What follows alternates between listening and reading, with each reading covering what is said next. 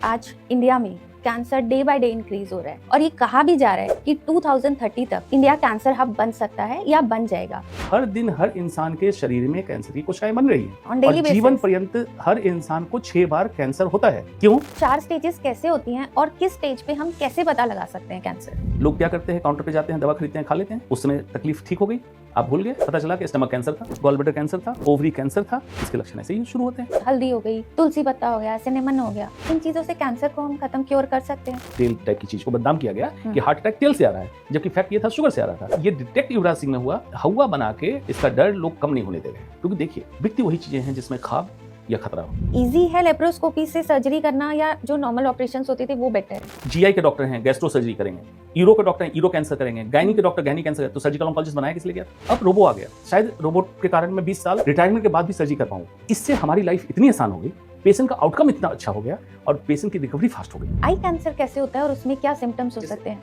बच्चा जब गर्भ में पल रहा हो और गर्भ में ही उस पे सूर्य ग्रहण चंद्र ग्रहण उसमें रेज एबनॉर्मल आया, पैदा हुआ, फिर एक एक्सपोजर हुआ और रेटिनोब्लास्टोमा बन गया, तो आंख ऐसे बड़ा सा ट्यूमर कैंसर का रूप ले लिया। कैंसर ये जेनेटिक ही होता है या वैसे भी हो सकता है? सिर्फ 5 से 15% कैंसर जेनेटिक है। कीमोथेरेपी क्या होती है और क्यों लोग इतना डरते हैं और क्यों उसमें देखा गया कि बाल तक उड़ जाते हैं? एक तरह से जहरीली दवा जो कैंसर सेल को मारती है, तो कोशिश की जाती है कि सिर्फ कैंसर सेल को मारे, लेकिन पॉल्यूशन ज्यादा डेंजरस है कैंसर के लिए या स्मोकिंग? कौन सा जहर ज्यादा खतरनाक है? मरना दोनों से है।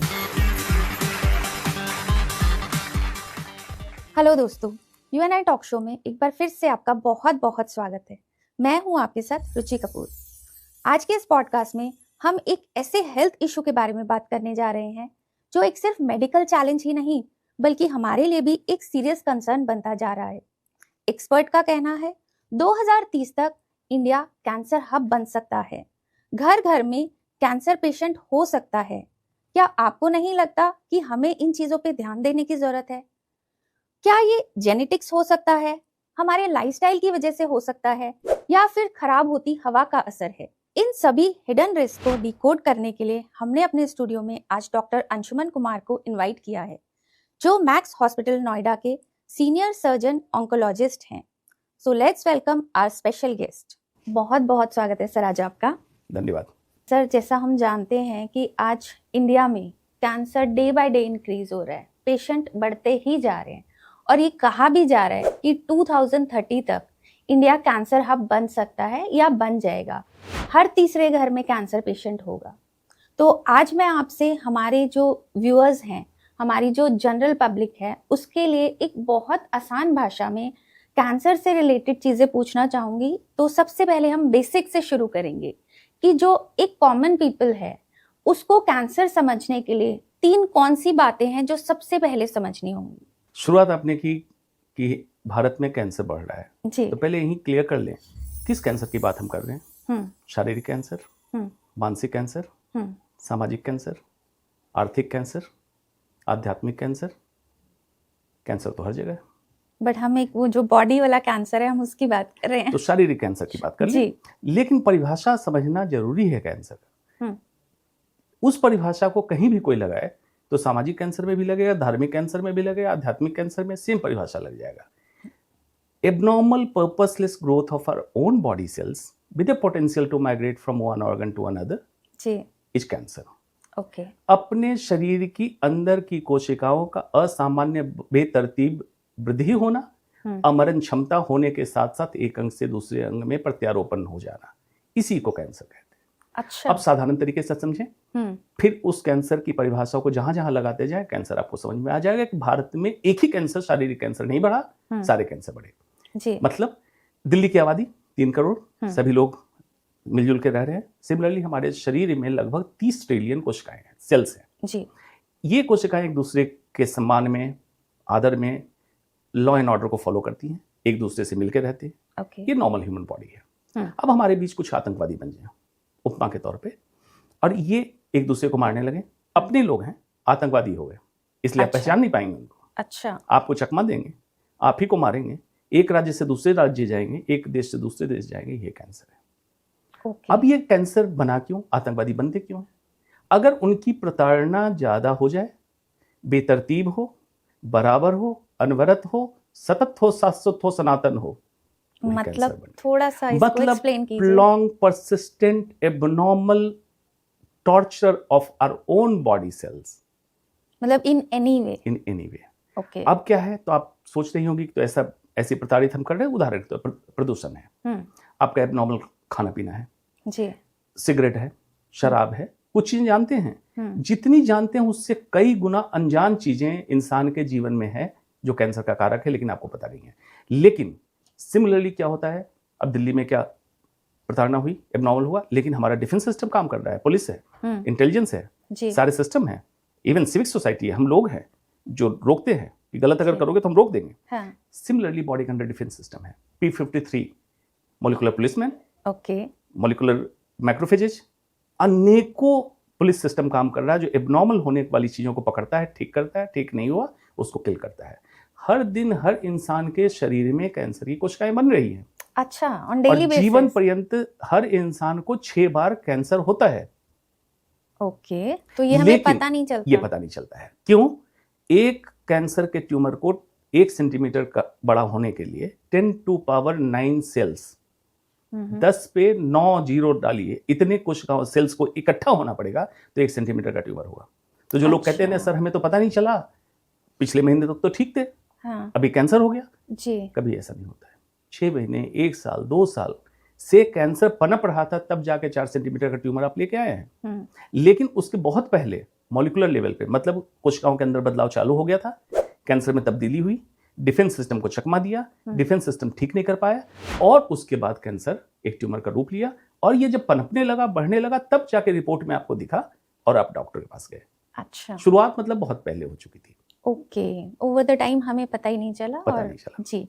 तो इसलिए कहा जाता है कि जैसे हम इतना तो जानते हैं सभी कि 4 स्टेजेस होती हैं कैंसर की, तो जितना मैंने सुना है ज्यादातर लास्ट स्टेज पे या 3rd स्टेज पे पता चलता है। तो इसका थोड़ा सा हमें एक्सप्लेन कीजिए कि 4 स्टेजेस कैसे होती हैं और किस स्टेज पे हम कैसे पता लगा सकते हैं कैंसर।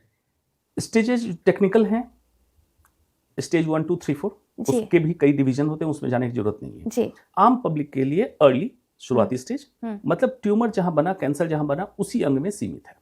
ओके, इंटरमीडिएट मतलब उस अंग में ट्यूमर बड़ा हो गया है, आसपास गिल्टियां बना दी हैं, लेकिन अभी भी क्यूरेबल स्टेज में है। और एडवांस मतलब एक अंग से दूसरे अंग में ट्यूमर पहुंच चुका है, एडवांस स्टेज जी। कैसे एडवांस स्टेज होता है? जो लोग समझते हैं स्टेज 3 या स्टेज 4 में पता चला, कैंसर का लक्षण कभी भी कोई बहुत अलग लक्षण नहीं होता है। जिस अंग में कैंसर पनप रहा उस अंग के होने वाले कोई भी असामान्य लक्षण ही कैंसर के लक्षण है। उदाहरण, मुंह में कोई व्यक्ति पान खाता है, गुटखा खाता है, कहता है चूने से कट गया या छाला हो गया, दांत में दर्द है, पायरिया होना, ब्लड आ जाना, कैंसर का भी यही लक्षण है जी। लेकिन जो कैंसर के बिना होता है वो ठीक हो जाता है। कैंसर में लक्षण आपका बरकरार रहता है। ओके, पेट की खराबी, पेट के जो जितने कैंसर होते हैं, असामान्य लक्षण क्या होगा? अपाचन, एसिडिटी, इंडाइजेशन, पेट फूला रहना, खाना खा लिया सुबह शाम तक पेट फूला रहता है, खाना डाइजेस्ट नहीं होता है। आमतौर पे क्या आप मानते हैं? एसिडिटी जी। लोग क्या करते हैं, काउंटर पे जाते हैं, दवा खरीदते हैं, खा लेते हैं, उस समय तकलीफ ठीक हो गई, आप भूल गए, कहते हैं हाँ ये तो जीवन का हिस्सा हो गया, एसिडिटी तो रहती है। 2 साल एसिडिटी, पता चला कि स्टमक कैंसर था, गॉल ब्लैडर कैंसर था, ओवरी कैंसर था। इसके लक्षण ऐसे ही शुरू होते हैं। ओके, महिलाओं में रक्तस्राव, abnormal discharge, white discharge, abnormal bleeding, menstrual cycle के अलावे हो जाए, संबंध बनाने समय हो जाए, बीच में हो जाए, कभी हो जाए, लोग उसको एबनॉर्मल ये मान लेते हैं कि हाँ हो जाता है, ठीक है, कभी हो जाए लेकिन करेक्ट हो जाए, नॉर्मल चीज थी, हार्मोनल डिस्टर्बेंसेस। लेकिन ये बार बार होने लगे, जांच करा लें। स्तन में गठान होना, पेनफुल लंप यूजुअली कैंसर नहीं होता है, ब्रेस्ट में हार्मोन की गांठ होती है, लेकिन पेनलेस लंप है, हाल फिलहाल में हुआ, आप देख रहे हैं साइज में अंतर हो रहा है, एबनॉर्मल है। उदाहरण इसलिए मैं दे रहा हूं, कोई भी असामान्य लक्षण अगर 3 हफ्ते तक बरकरार रहे, डॉक्टर से आपने दवा ली, ठीक नहीं हो रहा है, तो उस डॉक्टर को भी चाहिए कैंसर की जांच करा लो, और मरीज को भी, लोगों को भी चाहिए कि एक बार डॉक्टर साहब कैंसर चेक करा लेते हैं। नहीं होगा 90% केसेज में आपको कैंसर नहीं निकलेगा, 10% जो पकड़ा जाएगा वो प्री कैंसर या अर्ली स्टेज पकड़ा जाएगा। अच्छा। और उसी समय आप ठीक हो जाएंगे। इतनी छोटी सी जागरूकता की जरूरत है जी जी जी। असामान्य लक्षण 3 हफ्ते तक बरकरार हो, इलाज के बाद ठीक ना हो, जांच करा लें। बट इसका जैसे अब आपने कहा कि आप जांच कराइए, लोग डरते हैं, जहाँ तक मुझे पता है कि कैंसर के लिए बायोप्सी करानी जरूरी है अगर पता करना है कि कैंसर कैसे हुआ है, और बायोप्सी अपने आप में एक पेनफुल प्रोसीजर है जितना मुझे पता है, तो लोग इसलिए भी शायद डरते हैं। तो उसके अलावा भी कोई और ऑप्शन है कैंसर पता लगाने ये का? पूरी तरह ऑन्कोलॉजिस्ट पे छोड़ना चाहिए। अच्छा। इसमें 2-3 भ्रांतियां हैं।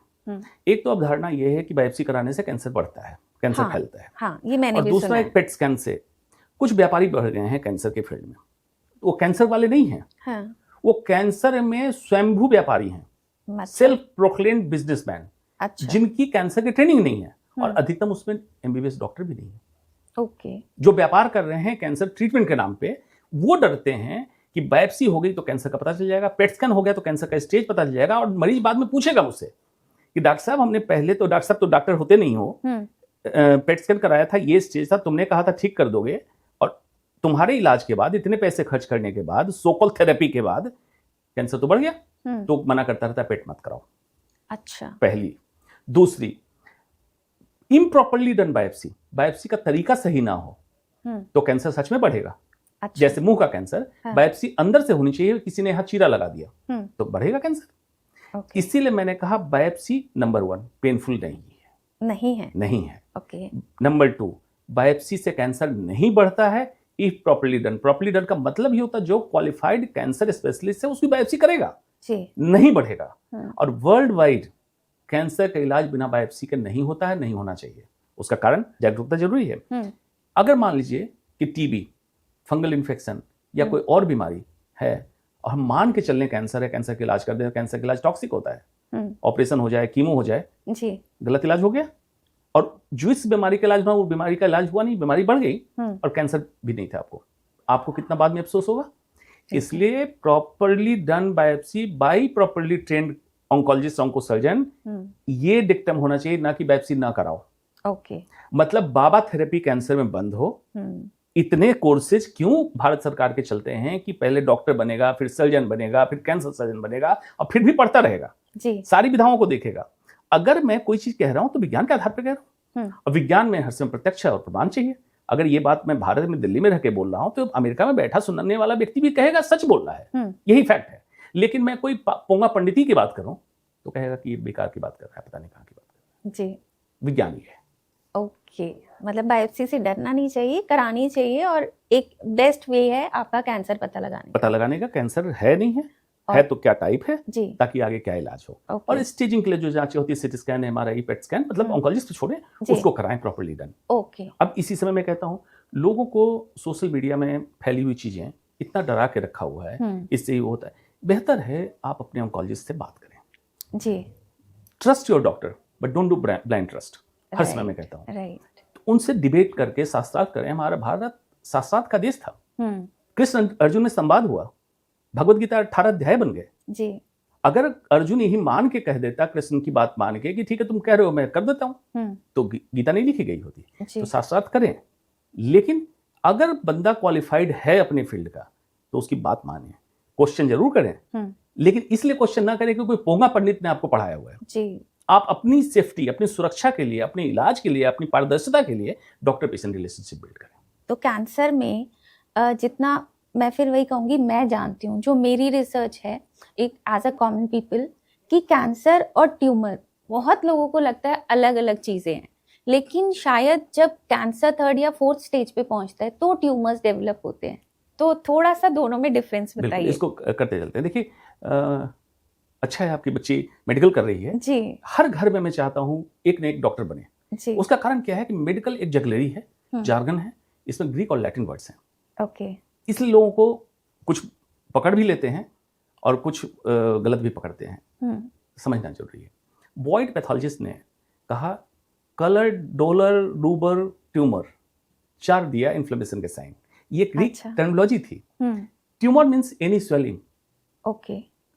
जो लोग समझ रहे होंगे कि ट्यूमर मतलब कैंसर, नहीं होता है। ट्यूमर मतलब कोई भी सूजन, चोट लग जाए तो बॉयड ने ये कहा था कि साइन ऑफ इन्फ्लेमेशन में कलर मतलब लाल हो जाएगा, रूबर रेड होगा, डॉलर पेन होगा, गर्म होगा वहां पे, और गोल सा कुछ सूजन सा बनेगा, ट्यूमर। अच्छा। Any swelling is tumour. Okay. Similarly जब कैंसर के लिए भी इसका इस्तेमाल किया गया तो कोई भी स्वेलिंग जब तक इसकी जांच नहीं हुई ट्यूमर है। अब ये ट्यूमर ऑन्कोलॉजी रिलेटेड बिनाइन हो सकता है, मैलिग्नेंट। बिनाइन मतलब सादी ग्रंथि जिसमें वहां पे बड़े होने की क्षमता है, लेकिन ये बीमारी कहीं फैलेगी नहीं, जिसको आयुर्वेद में कहा जाता है ग्रंथि। ग्रंथि, ओके, मतलब ये इंग्लिश गांठ, ग्लैंड, ग्लैंड हिंदी में या कॉमन लैंग्वेज में गांठ, ओके, कोई भी गांठ, जी, ट्यूमर। अब इसकी जांच हो गई, आ गया ये कैंसरस है, मतलब इसमें एक जगह से दूसरी जगह फैलने की क्षमता है, ओके, उसको टेक्निकली कहते हैं मैलिग्नेंट, और उसका लूज लैंग्वेज है cancer, okay, technical language carcinoma, sarcoma, इस तरह से अलग अलग टाइप, जिसके लिए मैंने कहा बायोप्सी जरूरी है जी। तो ट्यूमर एक ग्रुप हो गया जो सूजन के लिए, और कैंसर ऐसा ट्यूमर, ऐसी ग्रोथ, ऐसी गांठ जिसमें एक अंग से दूसरे अंग में फैलने की क्षमता हो जाए, पनपने की क्षमता हो जाए, ग्रो करने की क्षमता हो जाए, उसको कैंसर। ओके, तो बिल्कुल ये कंफ्यूजन ना करें, ट्यूमर कैंसर बनता है या कैंसर ट्यूमर बनता है, या स्टेज एडवांस से इसका नाम चेंज होगा। अगर आज कैंसर है स्टेज 1 में, स्टेज 4 तक के कैंसर ही रहेगा। अगर आज ट्यूमर बिनाइन है, ये स्टेज 4 कभी नहीं होगा, क्योंकि उसमें फैलने की क्षमता है ही नहीं।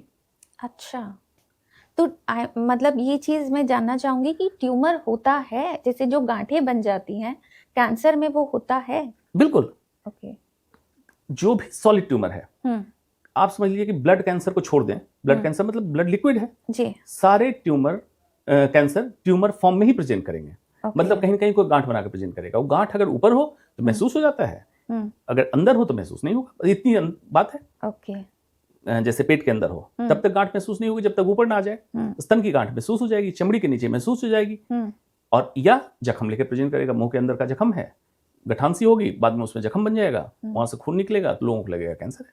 तो इसमें सर्जरी की हमें कब जरूरत पड़ती है कैंसर में? मैंने बताया कैंसर डायग्नोसिस बायोप्सी हो गई, बायोप्सी के बाद स्टेज हमने पता कर लिया कि स्टेज क्या है, टेक्निकली जैसे आपने पूछा 1 2 3 4 या early intermediate advance. Solid tumour में सर्जरी क्यूरेटिव है। अच्छा, अगर डॉक्टर कह रहा है कि आपका कैंसर इस स्टेज में है, ऑपरेशन होकर ठीक हो जाएंगे, तो मतलब आप खुशनसीब हैं कि कैंसर उसी अंग में सीमित पकड़ लिया गया, ऑपरेशन होगा, आप पूरी तरह ठीक हो जाएंगे। ओके, तो अर्ली स्टेज में surgery is the treatment of choice, अच्छा, नंबर 1। ठीक, लेकिन ये ब्लैंकेट स्टेटमेंट नहीं होगा, ऑन्कोलॉजिस्ट आपका ये डिसाइड करेगा कि हमारी 3 विधाएं हैं कैंसर ठीक करने की मॉडर्न मेडिसिन में। सर्जरी, दवाइयां जिसको आमतौर पे कीमोथेरेपी कहते हैं, जिसमें इम्यूनोथेरेपी, टारगेट थेरेपी सारी होती है, एंड रेडियोथेरेपी, मतलब रेस देके उसको किल करते हैं। ठीक है, आपका ऑन्कोलॉजिस्ट ये डिसाइड करेगा कि कैसे इस मरीज का बेस्ट इलाज हम करें, कि या तो पहले कीमो देके स्ट्रिंग करें तब ऑपरेशन करें, ऑपरेशन करके बाद में कीमो दें, रेडियोथेरेपी कब दें, ये ऑन्कोलॉजिस्ट को डिसाइड करने दीजिए। ओके, ऑन्कोलॉजिस्ट लेकिन ऐसा होना चाहिए पेशेंट सेंट्रिक ट्रीटमेंट करें, डॉक्टर सेंट्रिक ट्रीटमेंट ना करें जी। मतलब ऑन्कोलॉजिस्ट अगर सर्जन है तो ये ना चॉइस कर ले कि पहले सर्जरी कर देता हूँ, या कीमो वाला है तो कह दे कीमो कर देता हूँ, रेडिएशन वाला है रेडिएशन करता हूँ, ये डॉक्टर सेंट्रिक हो गया। अपने फायदे की बात ना करें, हाँ, मरीज के फायदे की बात करें। क्यों? इस विधा की पढ़ाई की कराई गई तुम्हें, तुम इस विधा के जानकार हो, जो सामने बैठा है उम्मीद उसकी है मेरी पीड़ा हर लो। जी बिल्कुल। उस पीड़ा हरने के लिए तुम्हें ट्रेन किया गया, और एक तरह से हमने ओथ लिया कि जो भी करूंगा सच करूंगा। अगर मेरे ज्ञान में ना है तो दूसरी बात है, अगर ज्ञान में रहते हुए कोई गलत करता है तो इस विधा के साथ जाती है, ऐसा नहीं होना चाहिए। तो उस पर समर्पण करें। जब आप अर्जुन बनने को तैयार हैं, आपको कृष्ण मिल जाए तो समर्पित हो जाए उस डॉक्टर के लिए। लेकिन आज के युग में कृष्ण मिलना मुश्किल है, तो अर्जुन ना बने जी। क्योंकि सर ये हम लोग कहते भी हैं कि अगर एक अच्छा डॉक्टर मिल जाए, आपको सुनने वाला डॉक्टर मिल जाए, तो आधी बीमारी ऐसे ही ठीक हो जाती है। क्योंकि जनरली हमने देखा डॉक्टर्स इतने बिजी हैं कि कई बार वो पेशेंट को पूरा भी नहीं सुनते हैं, और पेशेंट कहीं ना कहीं ये तो गड़बड़ी है। आज से 30 साल 40 साल पहले जब हम लोग एमबीबीएस के छात्र थे जी, तो डॉक्टर मतलब माना जाता है, डॉक्टर किसी के नाम के आगे लगा तो अच्छा ही होगा क्योंकि डॉक्टर है। तो डॉक्टर इलेक्शन भी खड़ा होता था तो जीत ही जाता था। हाँ। आज क्या हो गया, अब डॉक्टर के आगे भी प्रीफिक्स की जरूरत होने लगी, अच्छा डॉक्टर। मतलब डॉक्टर है तो अच्छा हो कोई जरूरी नहीं है। ये गरिमा हमारे ही फील्ड के लोगों ने गिराई। क्यों गिराई? दो तरफा कारण है, इसको समझने की जरूरत है। दो तरफा कारण क्या है? पहला कारण, आरक्षण ने हमारे मेडिकल साइंस को तोड़ दिया। जी बिल्कुल सही बात है। कई लोग मुझे मनुवादी सामंतवादी बोल देते हैं, बोले। मेरा मानना है किसी के जीवन का सवाल है, इसमें आरक्षण नहीं होना चाहिए। बिल्कुल। और अगर इसमें आरक्षण रखते हो तो डीआरडीओ और डिफेंस में भी आरक्षण कर दो। सही बात है। अन्यथा मेडिकल को आरक्षण मुक्त करो। आरक्षण मतलब हर तरीके का, जातिगत, नीतिगत, पैसागत, डोनेशन पे नहीं होना चाहिए कॉलेज, बिल्कुल, या सिफारिश, किसी तरह का आरक्षण ना हो। जो बंदा, जो बच्चा, जो बच्ची जिस जाति से हो, जिस तबके से हो, उसके अंदर टैलेंट है, क्वालिफाई करे, क्रैक करे, और गवर्नमेंट कॉलेज से उसकी पढ़ाई हो। अगर ऐसे लोग आ रहे होते तो हमारी मेडिकल की गरिमा नहीं गिरती, नंबर 1। नंबर 2, हमारे पॉलिटिशियंस ने तोड़ा। आज भारत में सुपर स्पेशलिटी इलाज की व्यवस्था सिर्फ 23% सरकारी अस्पताल में है जी, 77-78% प्राइवेट अस्पताल। तो एक तरह से आपने एक व्यापार, एक बाजार खोल के रख दिया मेडिकल का, तो लोगों का ट्रस्ट खत्म हो गया कि यहाँ पे इलाज होगा तो मतलब पैसे के लिए इलाज हो रहा होगा जी। पहले इलाज कहीं नहीं होता था, मेडिकल कॉलेज में इलाज होता था, उस स्टेट के मेडिकल कॉलेज में। हम लोग सरकारी कॉलेज से पढ़ के आए हैं जी। आज हमें देख के लोगों को लगता है बड़े अच्छे डॉक्टर हैं। क्या हमने प्राइवेट से पढ़ाई की थी? सरकारी कॉलेज से पढ़ा था। क्यों इस सिस्टम को तोड़ा? इन दोनों सिस्टम ने तोड़ा, पब्लिक का ट्रस्ट हमने लूज कर दिया। अगर मान लीजिए डोनेशन से पढ़ा हुआ लड़का या कम टैलेंट का लड़का प्रैक्टिस कर रहा है, उसका रिजल्ट नहीं मिलेगा, पब्लिक का ट्रस्ट कैसे आएगा मेडिकल में? बिल्कुल सही। किस पे इलाज कराएगा? हाँ। जनरल कैटेगरी को चांस ही नहीं मिल रहा है। बिल्कुल, मैं कह रहा हूं ऑल कैटेगरी, जनरल कैटेगरी। तुम किस जाति से हो, हमें क्या लेना है? बिल्कुल, तुम परफॉर्म करो यार। हाँ। परफॉर्म करके आओ और लोगों का इलाज करो। हमें तो चाहिए अच्छे डॉक्टर। इसमें क्या दिक्कत है? कुछ भी नहीं, होना तो यही चाहिए। यही होना चाहिए। इसके कारण इसकी गरिमा गिरी। उस गरिमा को हम वापस ला सकते हैं। अभी अगर प्राइवेट ये किया हुआ है, 2 काम करना है। आरक्षण मुक्त कर दीजिए मेडिकल को, और पब्लिक प्राइवेट पार्टनरशिप कर दीजिए। प्राइवेट हॉस्पिटल खुल रहे हैं, सरकार उसको सर्विलेंस पे ले ले कि अनाप शनाप बिल नहीं बना सकते हो। जिस स्टेट में हो उस स्टेट गवर्नमेंट के सर्विलेंस में तुम्हें काम करना होगा। बड़ा सिंपल है। कौन सी ऐसी मुसीबत है? सही बात है। फिर से डॉक्टर की गरिमा वही हो जाएगी और डॉक्टर प्रीफिक्स काफी हो जाएगा। अच्छा डॉक्टर ढूंढने की जरूरत नहीं होगी जी। सारे डॉक्टर अच्छे हो जाएंगे। बिल्कुल, समझ गई मैं जी। अच्छा, जैसे अभी हमने बात की ट्यूमर की, तो इसमें ट्यूमर जब आप सर्जरी करते हैं तो आजकल काफ़ी एडवांस टेक्नोलॉजी भी आ गई है, लेप्रोस्कोपी से भी होने लगा। तो क्या इजी है लेप्रोस्कोपी से सर्जरी करना, या जो नॉर्मल ऑपरेशंस होते थे वो बेटर है? इसमें देखिए, कैंसर की सर्जरी जरूरी है, लेप्रोस्कोपी या रोबोट से जरूरी ये नहीं है। कैंसर की सर्जरी अब इसमें समझने की जरूरत है। प्रॉपरली ट्रेन्ड कैंसर सर्जन जो सर्जरी करेगा वो दूसरी विधा के लोग नहीं कर पाएंगे। मैं ओपनली बात कह रहा हूँ जी। बिल्कुल। अब व्यापार बात क्या हुआ, जीआई के डॉक्टर हैं, गैस्ट्रो सर्जरी करेंगे, यूरो के डॉक्टर हैं, यूरो कैंसर करेंगे, गायनी के डॉक्टर गायनी कैंसर। तो सर्जिकल ऑन्कोलॉजिस्ट बनाया किस लिए गया था? टेक्नोलॉजी आई, ओपन सर्जरी जब बता दिया गया कि कैंसर सर्जन है ऐसे सर्जरी करेगा, तो कैंसर सर्जरी में ट्रेनिंग होती है पहले व्हाट टू कट, क्या ऑपरेशन करना है ट्यूमर के लिए, when to cut, how much to cut, मतलब कितना निकालना है, और बाद में जब अनुभवी हो जाता है कैंसर तो वो सीखता है व्हेन नॉट टू कट, कब ऑपरेशन की आवश्यकता नहीं है। ये एक अनुभव की चीज हुई। अब उसमें टेक्नोलॉजी आई। कई ऐसे जगह में कैंसर होता है जहां पे ओपन करके हमें पहुंचने में कठिनाई होती थी।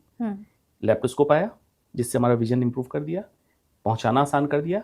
अब रोबो आ गया। मैं भी रोबोटिक कैंसर सर्जरी जब करता हूं तो मुझे लगता है कि मेरी उम्र कम हो गई, मतलब शायद रोबोट के कारण मैं 20 साल रिटायरमेंट के बाद भी सर्जरी कर पाऊं, क्योंकि इतनी टेक्नोलॉजी आ गई, इतने छोटे छोटे होल से रोबो जहां पहुंच जा रहा है। हाँ, ये भी लोगों को जानना चाहिए। कई लोग पूछते हैं रोबो अगर सर्जरी कर रहा है तो आप क्या कर रहे हैं? कैंसर सर्जरी सर्जन ही कर रहा है, कमांड रोबो को देता है। मतलब मैं डायरेक्ट मरीज पे जाके नहीं कर रहा हूँ, मरीज पे रोबो कर रहा है, रोबो को कमांड मैं कर रहा हूँ। अच्छा, मैं रोबो पे बैठा हूँ। हाँ। मतलब मुझे जैसे स्क्रब कहते हैं जिसको हाथ धो के गाउन पहन के मरीज के ऊपर जाना, तो मरीज को मैं टच नहीं करूंगा। हाँ। मैं रोबो को टच करूंगा, रोबो मरीज को टच करेगा। तो कम स्पेस में अंदर जाएगा, बड़ा एम्पलीफाई कर देगा, मुझे जो दिखेगा एम्पलीफाइड व्यू दिखेगा, साथ में मरीज की इमेजिंग जो रिपोर्ट है वो भी मुझे दिख रहा होगा। अच्छा। और मेरा प्रिसीजन बढ़ जाएगा। ओके। तो योर सर्जरी की क्वालिटी इंप्रूव हो गई, नंबर 1। नंबर 2, मॉनिटर्ड हो गई। रोबोटिक कैंसर सर्जन जितने हैं वर्ल्ड में सब एक दूसरे से कनेक्टेड है। मेरी सर्जरी भी दूसरा देख सकता है, दूसरी सर्जरी मैं देख सकता हूँ। अरे वाह, ग्रेट। डाटा आ गया। दूसरा मेरा भी इनपुट आ गया कि तुम ये सर्जरी ऐसे किया करते थे, इतना अच्छा रिजल्ट आता था, इसमें चेंज करना चाह रहे हो, कुछ खास वजह है, तो रोबो मुझे फीडबैक देगा। अच्छा, ओके। आर्टिफिशियल इंटेलिजेंस पूरी तरह इनकॉर्पोरेट हो रहा है 5th जनरेशन रोबो में। इससे हमारी लाइफ इतनी आसान हो गई, पेशेंट का आउटकम इतना अच्छा हो गया और पेशेंट की रिकवरी फास्ट हो गई।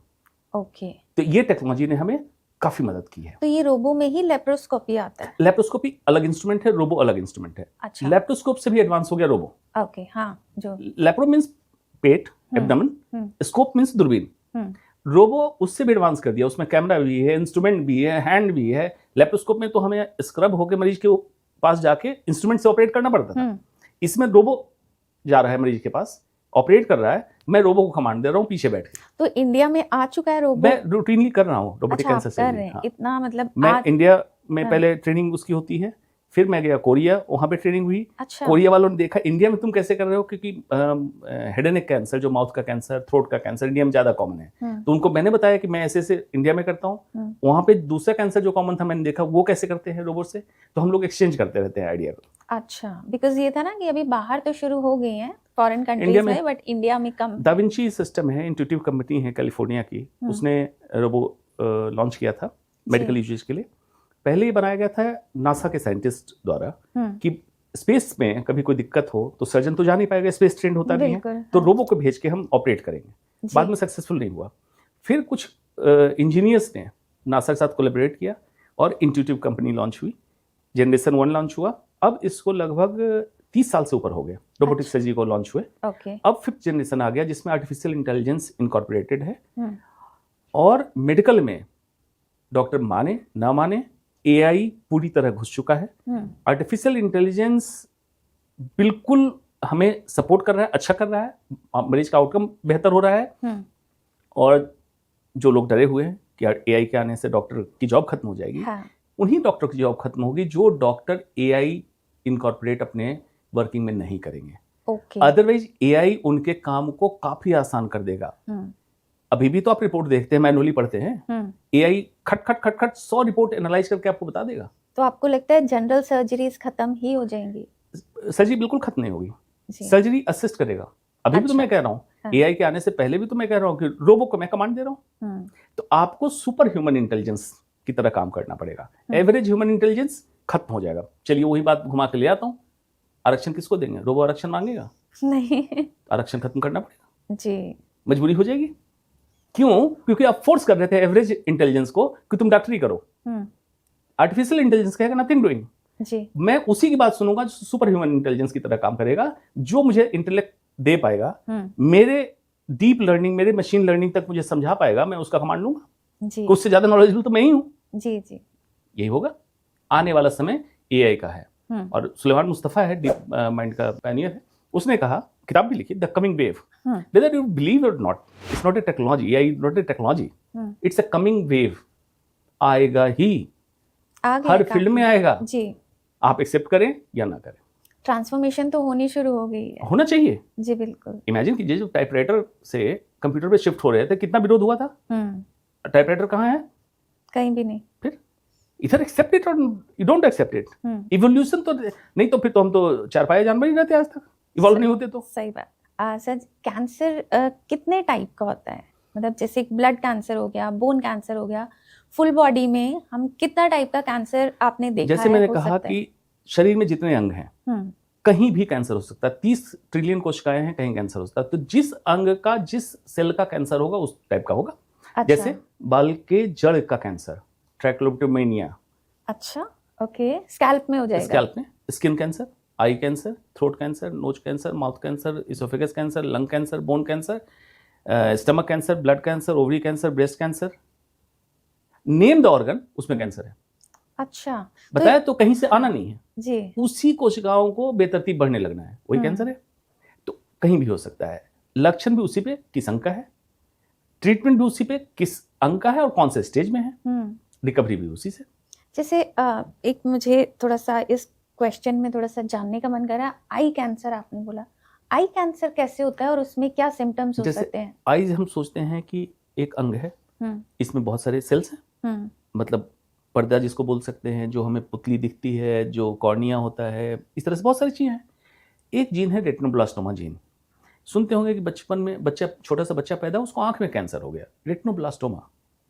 रेटाइना जो पर्दा है जिससे हम देखते हैं, हाँ। उसका जीन एबनॉर्मल हो गया और उसकी कई थियरी है, 2 हिट हाइपोथेसिस एक थियरी है कि बच्चा जब गर्भ में पल रहा हो और किसी भी तरह का बचपन गर्भ में ही उस पर अटैक हो जाए, कैंसर फॉर्मिंग, जैसे उसमें बहुत सारी चीजें, जिसमें एक है ग्रहण, सूर्य ग्रहण, चंद्र ग्रहण, उसमें रेज एबनॉर्मल आए और बच्चे के जीन को एक्टिवेट कर दे, या जेनेटिकली रेटिनोब्लास्टोमा जीन उसकी फैमिली में चल रहा हो।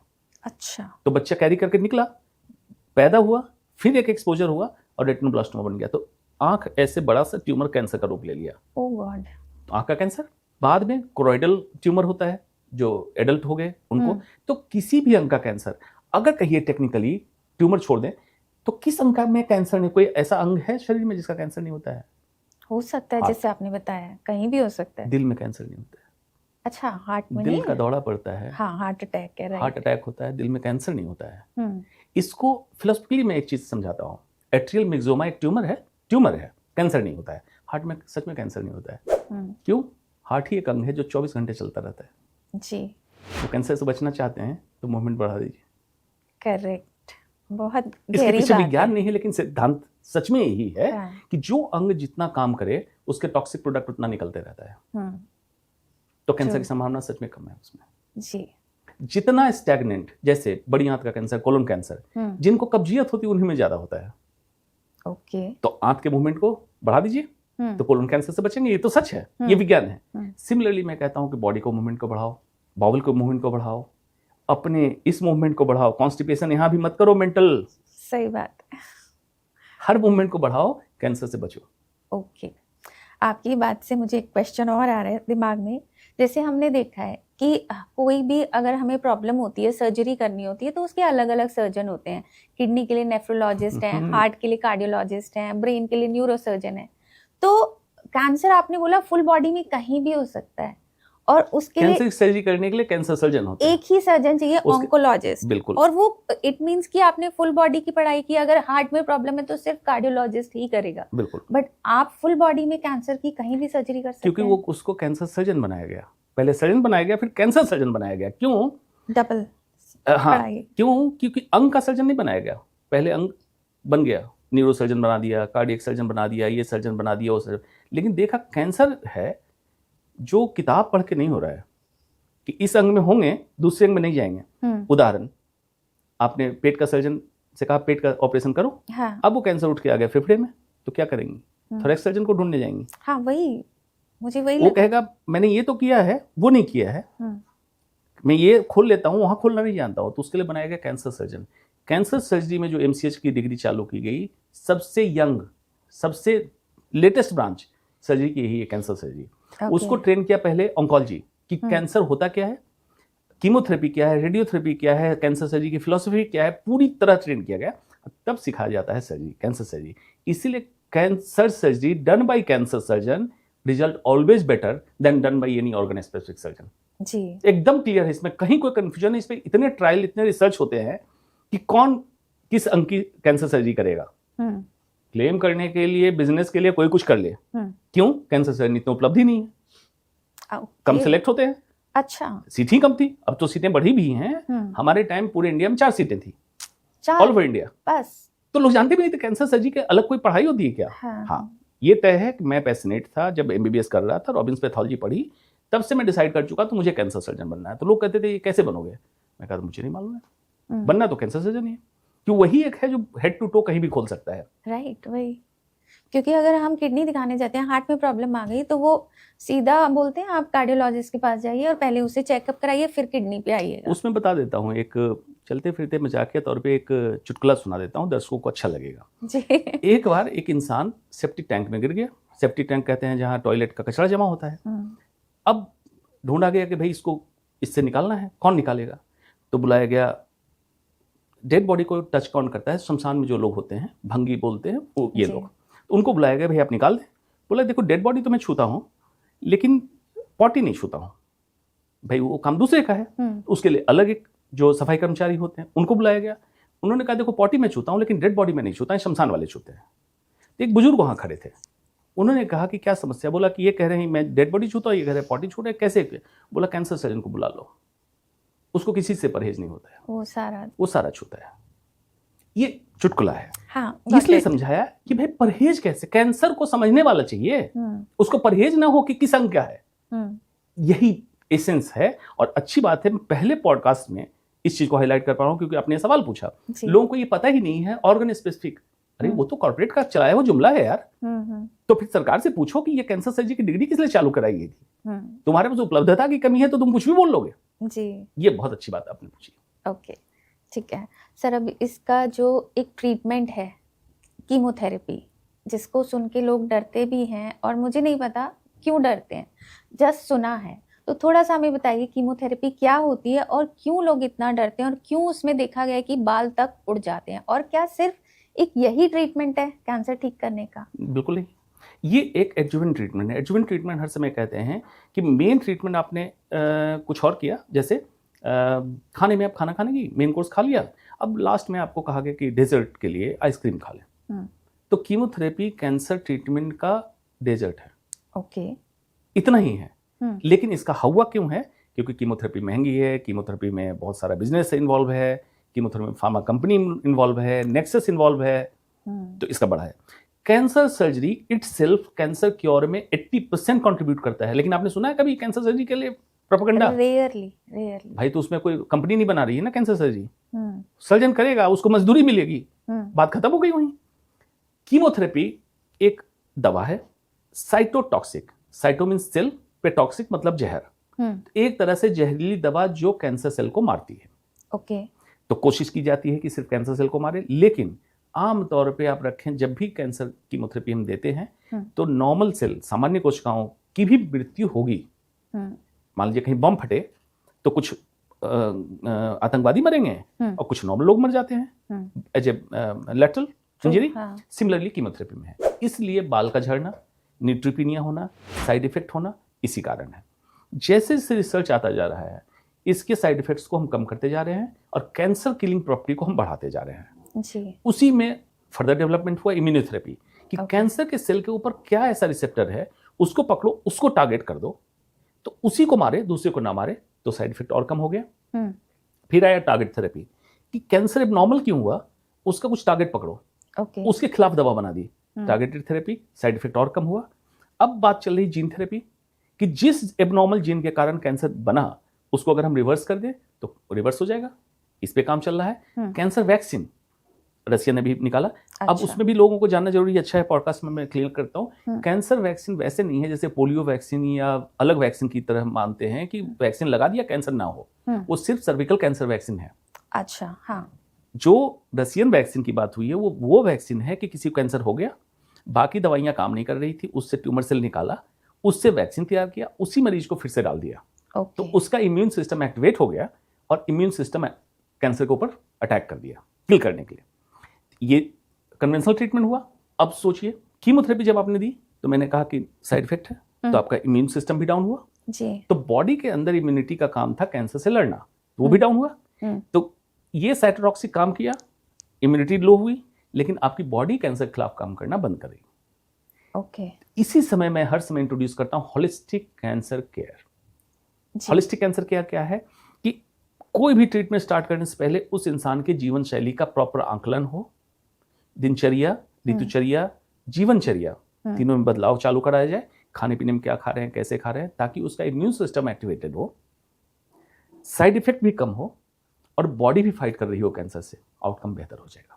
जी, जैसे आपने ये बात कही, नवजोत सिंह सिद्धू जो हैं, जो उनकी वाइफ को हुआ था, तो उन्होंने यही सारी चीज़ कहा है कि कीमोथेरेपी के साथ साथ हमने सारा लाइफस्टाइल चेंज किया है, खाने पीने की चीज़ चेंज की है। तो आपको लगता है कि खाने पीने की चीज़ें चेंज करने से, जैसे हल्दी हो गई, तुलसी पत्ता हो गया, सिनेमन हो गया, इन चीज़ों से कैंसर को हम खत्म क्योर कर सकते हैं? नवजोत सिंह सिद्धू ने जो बात कही 100% साइंटिफिक बात कही है। अच्छा, 100% सही है। दिक्कत क्या हुई कि एक तो पॉलिटिशियन है, क्रिकेटर है, चौका छक्का मारने की आदत है, अतिशक्ति अलंकार लगाने की आदत है। यही बात को बहुत सहनशीलता के साथ अगर रखते तो एक बहुत अच्छा मैसेज आता जी। पब्लिक में ये मैसेज चला गया कि सिर्फ इससे हुआ, ऐसा नहीं कहा उन्होंने। उनकी वाइफ डॉक्टर है, उनका ट्रीटमेंट हुआ, बीच में ट्रीटमेंट कुछ मिस हुआ जिसके कारण रिलैप्स हुआ, फिर कीमोथेरेपी के साथ साथ उन्होंने जो बदलाव किए सारे साइंटिफिक हैं। हल्दी, मेरा ही इंटरनेशनल पेपर पब्लिश है, P53 हाइपरमिथाइलेशन जो होता है कैंसर में, उसको हल्दी रिवर्स करती है। कैंसर रिवर्सल का रोल है इसमें। ओके। लेकिन क्या कहिएगा कि सिर्फ हल्दी खिलाते रहे तो कैंसर वापस हो जाएगा? नहीं होगा। नहीं, ये एबनॉर्मल P53 हाइपरमिथाइलेशन को करेगा तो सपोर्ट कर देगा। इसका एक्सट्रैक्ट मार्केट में बिकने लगा। जब मैंने रिसर्च किया तो क्यूरकुमिन मार्केट में नहीं था। ओके। हल्दी से निकाल के किया था। उस रिसर्च में आगे भी दिखा दिया कि क्यूरकुमिन निकाल के जो इम्पैक्ट आया, अगर कच्ची हल्दी एज इट इज करें और साथ में उसमें पिपरीन मतलब काली मिर्च का पाउडर डालें और थोड़ा सा फैट, घी, तिल का तेल डाल दें, इसका एब्जॉर्प्शन बढ़ गया तो बिस क्यूरकुमिन, डिस क्यूरकुमिन भी आएगा तो इसका इम्पैक्ट बेटर है कच्ची हल्दी का as compare to curcumin capsule. Okay. लेकिन अब इसमें बाजार नहीं है, किसी को ये कच्ची हल्दी तो लगेगा अच्छा मार्केट से खरीद लें, नहीं कोई डॉक्टर साहब कैप्सूल, तो उसमें डॉक्टर का कमीशन मिल जाएगा, तो डॉक्टर की इंटरेस्टेड, जरूरत नहीं है। कच्ची हल्दी, काली मिर्च का पाउडर और तिल का तेल 2 बूंद, ये बेस्ट एडजुवेंट है, नंबर 1। दूसरा कहा कार्ब कम कर दिया, बिल्कुल कम करना चाहिए, कार्ब के कारण ही इंसुलिन स्पाइक होता है जो कैंसर प्रमोटर है, दूसरा इसने। तीसरा नीम का पत्ता, गिलोय, गिलोय एंटी इन्फ्लेमेटरी है, इम्यूनोमॉड्यूलेटर है, आयुर्वेद क्या मॉडर्न मेडिसिन भी एक्सेप्ट कर चुका। ओके। तुलसी पत्ता, नीम एंटीऑक्सीडेंट रिच प्रॉपर्टी है जो बॉडी को रिकवर होने में हेल्प करता है, बिल्कुल ठीक किया। उसके बाद उनका गेहूं छोड़ दिया। 40% इंडियन ग्लूटेन एंट्रोपैथी के शिकार है, ग्लूटेन इंटॉलरेंट है, और जीएमओ जेनेटिकली मॉडिफाइड गेहूं हम खा रहे हैं, जिससे लीकी गट सिंड्रोम हो रहा है, कैंसर प्रमोटर है, टॉक्सिन्स बॉडी में जा रहे हैं, लोगों को पता ही नहीं। स्वस्थ व्यक्ति को भी नहीं खाना चाहिए जेनेटिकली मॉडिफाइड गेहूं की बात करो, जीएमओ। या तो काला गेहूं खाएं जो मैं उगाता हूं अपने खेत में, ग्लूटेन फ्री, हाँ ब्लैक व्हीट, काला गेहूं में आपको एंथ्रोसाइनिन मिल गया, ग्लूटेन फ्री मिल गया, ऐसा गेहूं मिले तो खाएं, तो इसका भी रिसर्च है। अब चलिए आइए, उन्होंने कहा शुगर हमने छोड़ दिया, सिद्धू ने ये बात कही कि अपनी पत्नी के ट्रीटमेंट में शुगर पे जॉन यडकिन ने 70s में किताब लिखी, वो किताब दबा दी गई, फिर से किताब निकली है, प्योर वाइट एंड डेडली। तब जाके इसको शुगर को प्रमोट करना था, मार्केट को उतारना था, फैट को बदनाम किया गया, मतलब तेल टाइप की चीज को बदनाम किया गया कि हार्ट अटैक तेल से आ रहा है, जबकि फैक्ट ये था शुगर से आ रहा था। तो जॉन यडकिन ने किताब लिख दी, वो किताब दर्शकों को मैं कहूंगा पढ़ें, प्योर वाइट एंड डेडली। तो शुगर इज कैंसर फॉर्मिंग। अच्छा, okay. Sugar is alcohol for the children. Okay. जैसे अल्कोहल फैटी लिवर कराता है, कैंसर प्रमोटर है, एडिक्ट कराता है, तो आज बच्चे क्यों एडिक्ट हो रहे हैं शुगरी ड्रिंक के? ये एक बिजनेस प्रोपेगेंडा था। शुगर सिंपली आपका कैंसर प्रमोटर है, तो इसलिए मैं कहता हूं हर मरीज को कि आप इसको छोड़ दें। अब चलिए मिल्क प्रोडक्ट। मिल्क प्रोडक्ट के बारे में बहुत कंफ्यूजन है, बहुत बाजारवाद वाले लोग, हालांकि दोनों तरह के लोग सपोर्ट कर रहे हैं मुझे सोशल मीडिया पे, और बाकी लोग विरोध भी कर रहे हैं जी। जब मैं कहता हूं कि India is milk obsessed country, तो लोग कहते हैं कि इंडिया तो सेकंड प्रोडक्शन है। प्रोडक्शन करने का मतलब क्या? जो तुम्हारी बिजनेस में आ रहा है उसको तुम कुछ भी प्रोड्यूस कर लो। क्या मिल्क वाकई हमारी जरूरत है? अगर जरूरत होती, माँ से ज्यादा कोई प्यार नहीं करता अपने बच्चे को, तो हमारी माँ पैदा करके 6 महीने तक दूध देती है, जानवर की माँ भी 6 महीने तक दूध देती है, लेकिन दूसरों का दूध छीन के होमो सेपियंस, इंसान ही एक ऐसा स्पीसीज है कि दूसरे एक माँ का दूध पीता है, और वो जेनेटिकली आपके लिए ठीक नहीं है, नंबर 1। नंबर 2, लैक्टोज इंटॉलरेंट है कंट्री में लोग, बहुत लोग हो गए। तीसरी बात, उस जमाने की बात कर रहे हैं जब हमारे ऋषि मुनि गाय रखते थे, दूध पीते थे, एग्रीकल्चर सोसाइटी डेवलप नहीं हुई थी, खाने की इतनी चीजें नहीं थी, गायें औषधीय गुण के पौधे चर के आती थी, घास खा के आती थी। आज गायें प्लास्टिक खा रही है, इंजेक्शन लगा के हार्मोन्स बना दे रहे हो, एंटीबायोटिक्स दे रहे हो, वो दूध पी के किसी को कैंसर फ्री करोगे? और आप रिपोर्ट कर रहे हो। मिल्क प्रोडक्ट सिद्धू ने छोड़ा, बिल्कुल सही किया।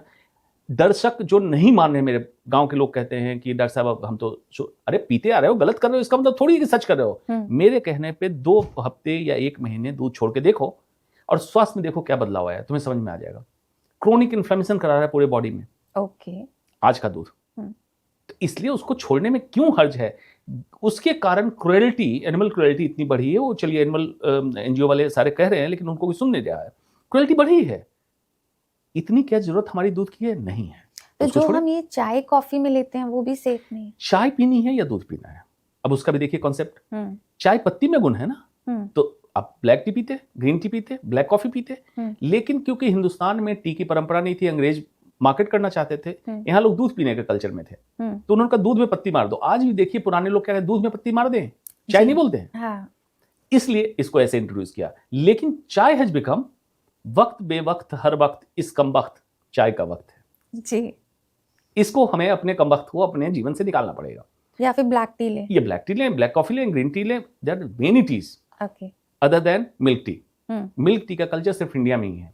तो कुछ है चाय पिएंगे, अरे भाई क्या मुसीबत है, चाय पिलाओ, दूध मत पिलाओ, बस इतनी सी बदलाव की जरूरत है। ये सारे कैंसर प्रमोटर है। ठीक है सर। सर जैसे अभी हमने इनकी बात की, इन्होंने तो क्योर कर लिया, सिद्धू जी की वाइफ ने। 2 और ऐसे सेलिब्रिटी हैं जैसे युवराज सिंह हो गए, इतने फिट थे, एथलीट थे, उनका खाना पीना भी मुझे लगता है बिल्कुल एक्यूरेट होगा, स्टिल उनको कैंसर डायग्नोज हुआ, बट थैंकफुली उन्होंने भी क्योर कर लिया। और एक सेलिब्रिटी थे इरफान खान, सारी चीजें उनके पास हैं, टाइमली हर चीज कर सकते हैं, पैसा खर्च सकते हैं, अच्छा खाना पीना, बेस्ट ट्रीटमेंट ले सकते हैं, बट वो अपने आप को कैंसर से नहीं बचा पाए। तो ये दोनों केसेस को आप किस नजरिए से देखते हैं और क्या आपने इस पे स्टडी की है? नजरिए की जरूरत नहीं है। इन सारे सेलिब्रिटी का कैंसर डिटेक्शन जब होता है, मीडिया डिबेट में मैं डीपली इन्वॉल्व रहता हूँ, इनकी केस स्टडी भी मेरे पास होती है जी। युवराज सिंह का पहले चालू करते हैं। युवराज सिंह को जो कैंसर था, एक्स्ट्रागोनैडल जर्म सेल ट्यूमर था। अभी क्या होता है, जब हमारे अंडकोश टेस्टिकल्स बनते हैं मेल में, उसकी शुरुआत फेफड़े के बीच में एक स्पॉट होता है, D10 बोलते हैं, जो मेडिकल के स्टूडेंट होकर समझेंगे। वहां पे सेल्स जमा होते हैं, वहां से ये सेल्स नीचे उतरते उतरते उतरते फाइनल डेस्टिनेशन स्क्रोटम में जाके टेस्टिकल बनता है। कभी कभी प्रोसेस में बच्चा जब गर्भ में पल रहा हो, माँ के गर्भ में, इसके कुछ सेल्स वहां रुक जाते हैं, टेस्टिकल्स बन गया, उसमें एबनॉर्मल चेंज आ जाए, एक्स्ट्रागोनैडल मतलब कुछ टेस्टिकल से बाहर जर्म सेल जो बच्चा पैदा हो रहा था, ट्यूमर, उसका ट्यूमर बना। तो ये लाइफस्टाइल रिलेटेड नहीं था, इसका कोई लेना देना नहीं। ये डिटेक्ट युवराज सिंह में हुआ, अदरवाइज ये कॉमन है। एक्स्ट्रागोनैडल जर्म सेल ट्यूमर किसी में डिटेक्ट हो सकता है, यूजुअली यंग एज में डिटेक्ट होता है, फेफड़ों के बीच हो सकता है, पेट के अंदर हो सकता है, कहीं हो सकता है, मतलब टेस्टिकल से बाहर। यही ट्यूमर था, क्यूरेबल ट्यूमर है। जैसे टेस्टिकुलर ट्यूमर क्यूरेबल है, वैसे ही एक्स्ट्रागोनैडल जर्म सेल ट्यूमर क्यूरेबल है। कीमोथेरेपी लगती है, कंप्लीटली मेल्ट कर जाता है, मेल्ट लाइक वैक्स, और खत्म हो जाता है। उस समय भी लोगों ने पूछा, तो अगर इतना आसान था तो विदेश क्यों गए? विदेश सेलिब्रिटी, जो सो कॉल्ड सेलिब्रिटी, इसलिए मैं कह रहा हूं कि मैं बताऊंगा कि सेलिब्रिटी नहीं है, ये सेलिब्रिटी विदेश जाते हैं मीडिया से बचने के लिए। मीडिया माइक लगा कर उनसे पूछती है कीमोथेरेपी चल रही है, कैसा महसूस कर रहे हैं? अरे उसको उल्टी हो रही है यार, लेट देम रेस्ट। उससे तुम फीडबैक ले रहे हो, कैसा लग रहा होगा, अरे कैसा लगेगा कीमो चलने में? इसके डर से वहां जाते हैं। नंबर 1 कि बच के रहे, मुझे स्वास्थ्य लाभ मिले। एक इरफान खान को जो कैंसर था, स्टेज 4 डिटेक्टिव हुआ था, neuro endocrine tumour. Neuro endocrine tumour एक टाइप का ट्यूमर है, पैंक्रियाज के अंदर फैला हुआ था। उसके बाद इरफान खान ने टाइम्स ऑफ इंडिया में, डेली टाइम्स में, पूरे जो रीजनल होता है उसमें छपा था, फ्रंट पेज पे, हाफ पेज आर्टिकल लिखा था, I am feeling like cork in the mid of ocean. एक कॉर्क कैसे समुद्र के बीच में फ्लोट कर रहा है, उसको कुछ नहीं दिख रहा है कि मैं कहाँ जाऊँ, क्या करूँ। इसलिए मैं हर समय कहता हूँ cancer is a spiritual disease. Diagnosis के बाद वो सारी चीज़ें दिख जाती है आपको, पास्ट की, प्रेजेंट की, फ्यूचर की, लिखा उसने। अब स्टेज 4 डिटेक्ट हुआ, उसमें हम चाहे वो कोई भी हो, ट्रीटमेंट में ही कर सकते हैं to prolong the life and give quality of life. अच्छा, उसमें क्योर नहीं कर सकते हैं। इरफान खान के जीवन में जो जो चीज़ें मुझे व्यक्तिगत जानकारी है, वो कैंसर का कारक था, जो उनके जीवन शैली का हिस्सा था, उन्होंने किया, और कैंसर एडवांस स्टेज में डिटेक्ट हुआ। दवाइयाँ चली, कंट्रोल किया गया, लेकिन एक लेवल के बाद कैंसर माइग्रेट होने लगता है, फिर क्योर नहीं होता है, मौत हो जाती है। अब जो फिल्म इंडस्ट्री के लोगों को सेलिब्रिटी कहते हैं, मैं हर समय कहता हूँ दे आर नॉट सेलिब्रिटी। ऐसा क्यों? हाँ, बात हम कर रहे हैं हेल्थ की, स्वास्थ्य की। तो स्वास्थ्य की जब बात करें, तो जो स्वास्थ्य का बिल्कुल चरम उदाहरण हो, आदर्श हो, वो हमारे स्वास्थ्य का सेलिब्रिटी हो सकता है। स्वास्थ्य की परिभाषा क्या है? Mental, physical and social wellbeing, not mayor absence of disease is health. Medicine, Ayurveda कहता है सम दोष सम अग्नि सह सम धातु मलह क्रिया प्रसन्नात्मेन्द्रिय मनः स्वस्थ इति अभिधीयते। मतलब हर चीज का सम अवस्था में होना, आत्मा, इंद्रिय, मन का प्रसन्न होना, ये स्वास्थ्य है। क्या वो प्रसन्न है? मेंटल हेल्थ सबसे खराब। सर्कैडियन रिदम, रात को जगे रहते हैं, शूट करते हैं, सबसे खराब। Processed and ultra processed food, pack food खाते हैं, सबसे खराब। कॉस्मेटिक का अत्यधिक इस्तेमाल, सबसे खराब। बंद बोतलें पीते हैं प्लास्टिक में, कैंसर फॉर्मिंग, सबसे खराब। जितनी चीजें कैंसर फॉर्मिंग उनकी लाइफ में है, एक सामान्य व्यक्ति की लाइफ में नहीं है, they can't be celebrity. Health point से आपको इंटरटेन करने के लिए, पर्दे पे नाचने के लिए they can be celebrity, but for health purpose they can't be celebrity. इसमें जो आदर्श है, मेरे दोस्त भी हैं, फिल्म इंडस्ट्री में भी हैं, लेकिन उनकी दिनचर्या देखिए। कौन? मनोज वाजपेयी है, अक्षय कुमार है, हाँ। ये लोग, विशाल भारद्वाज है, इन लोगों से जरा मिलिए, देखिए इनकी जीवन शैली। जी, मुझसे चावल भी लेके चला जाता है, गेहूं भी लेके चला जाता है। अच्छा, वो तो नहीं दिखा रहा कि भाई वो सेलिब्रिटी है, उसको ये पता है कि ये खाने से मैं स्वस्थ हूं, तो कर रहा है। ये लोग सेलिब्रिटी हो सकते हैं, जो अपनी दिनचर्या सुधारे और समाज में एक कीर्तिमान स्थापित करे कि ऐसे जियोगे तुम स्वस्थ रहोगे और फिट रहोगे, बीमार नहीं होगे। ये हमारे सेलिब्रिटी हो सकते हैं। जी, बट जैसे हम लोगों के एक नॉर्मल इंसान के दिमाग में आता है कि इनके पास सारी फैसिलिटीज हैं कि ये पता भी कर सकते हैं टाइमली, बट स्टिल कैंसर को एक मतलब आप बोल सकते हैं कि लोग डरने लगे कैंसर नाम से, कि कैंसर आ गया तो जान लेकर ही जाएगा। बट जैसे जैसे मैं आपसे बात कर रही हूँ, मुझे लग रहा है कि इतना डरने की जरूरत नहीं है, अवेयरनेस की जरूरत है। अगर हम अवेयर रहेंगे तो बच भी सकते हैं। मैं हर समय कहता हूँ कैंसर बीमारी नहीं है, ये मॉलिक्यूलर हेल्थ एक बीमारी है जिसका मैनिफेस्टेशन कैंसर हो सकता है, लक्षण हो सकता है।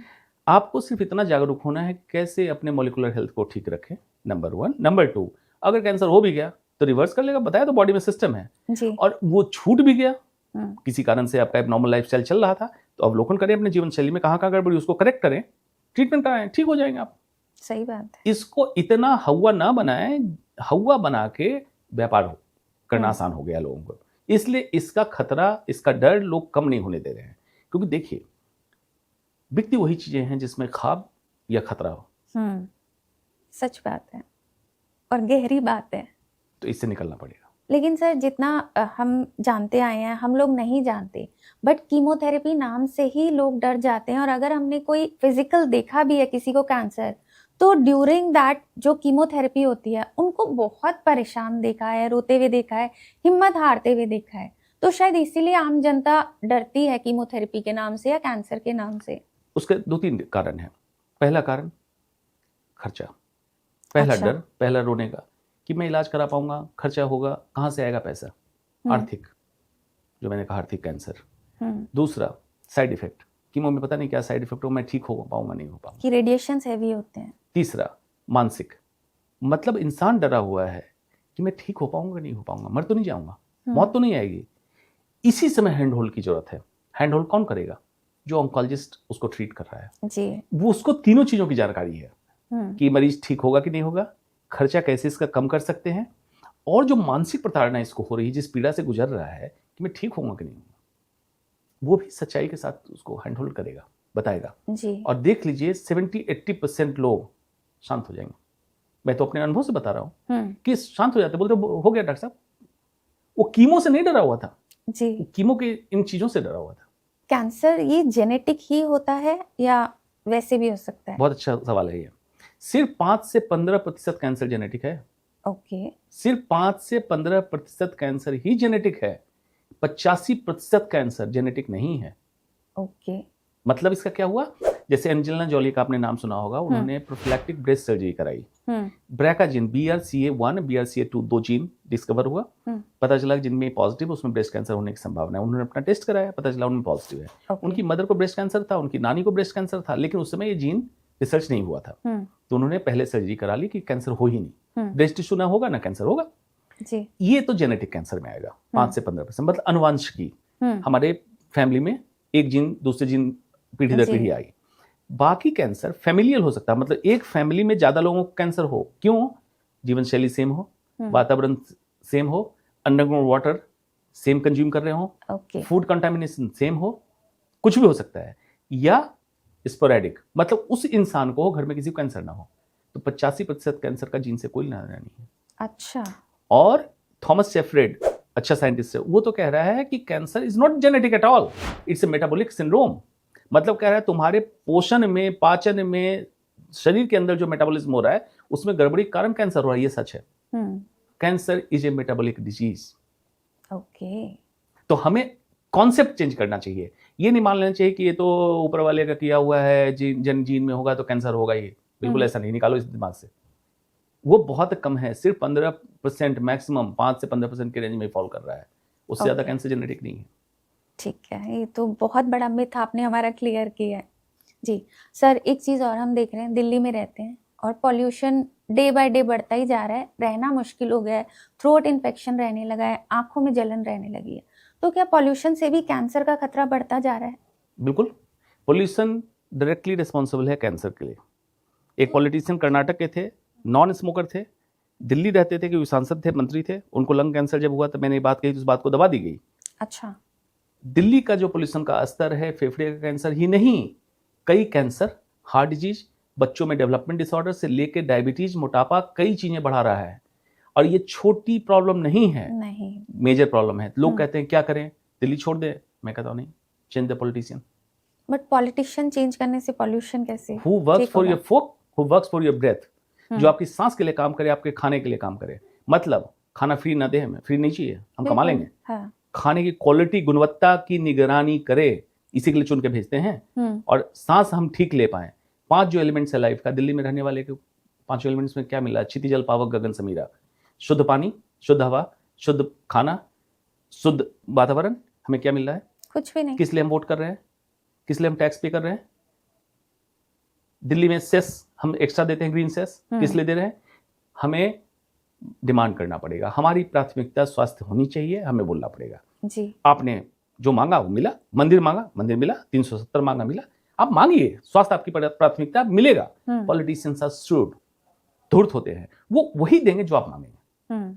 आज आपने डिमांड कर दिया स्वास्थ्य चाहिए, आपने डिमांड कर दिया आरक्षण मुक्त मेडिकल चाहिए, सब मिलेगा।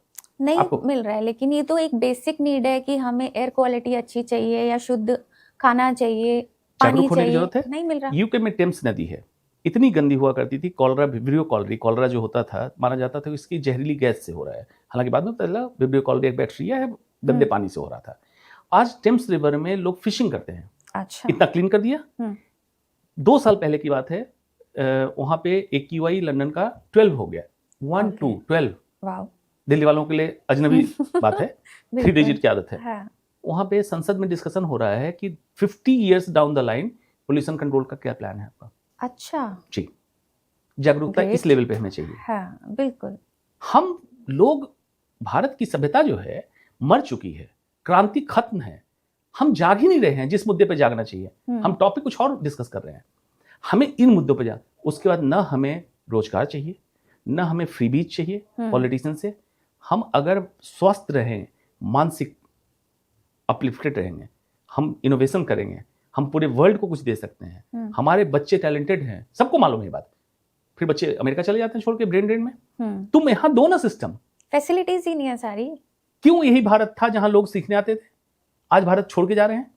तुमने हवा दूषित कर दी, पानी दूषित कर दी। अगर हमारा मन, मस्तिष्क और शरीर बीमार है तो हमारे बच्चे क्या वैज्ञानिक बनेंगे? सच बात।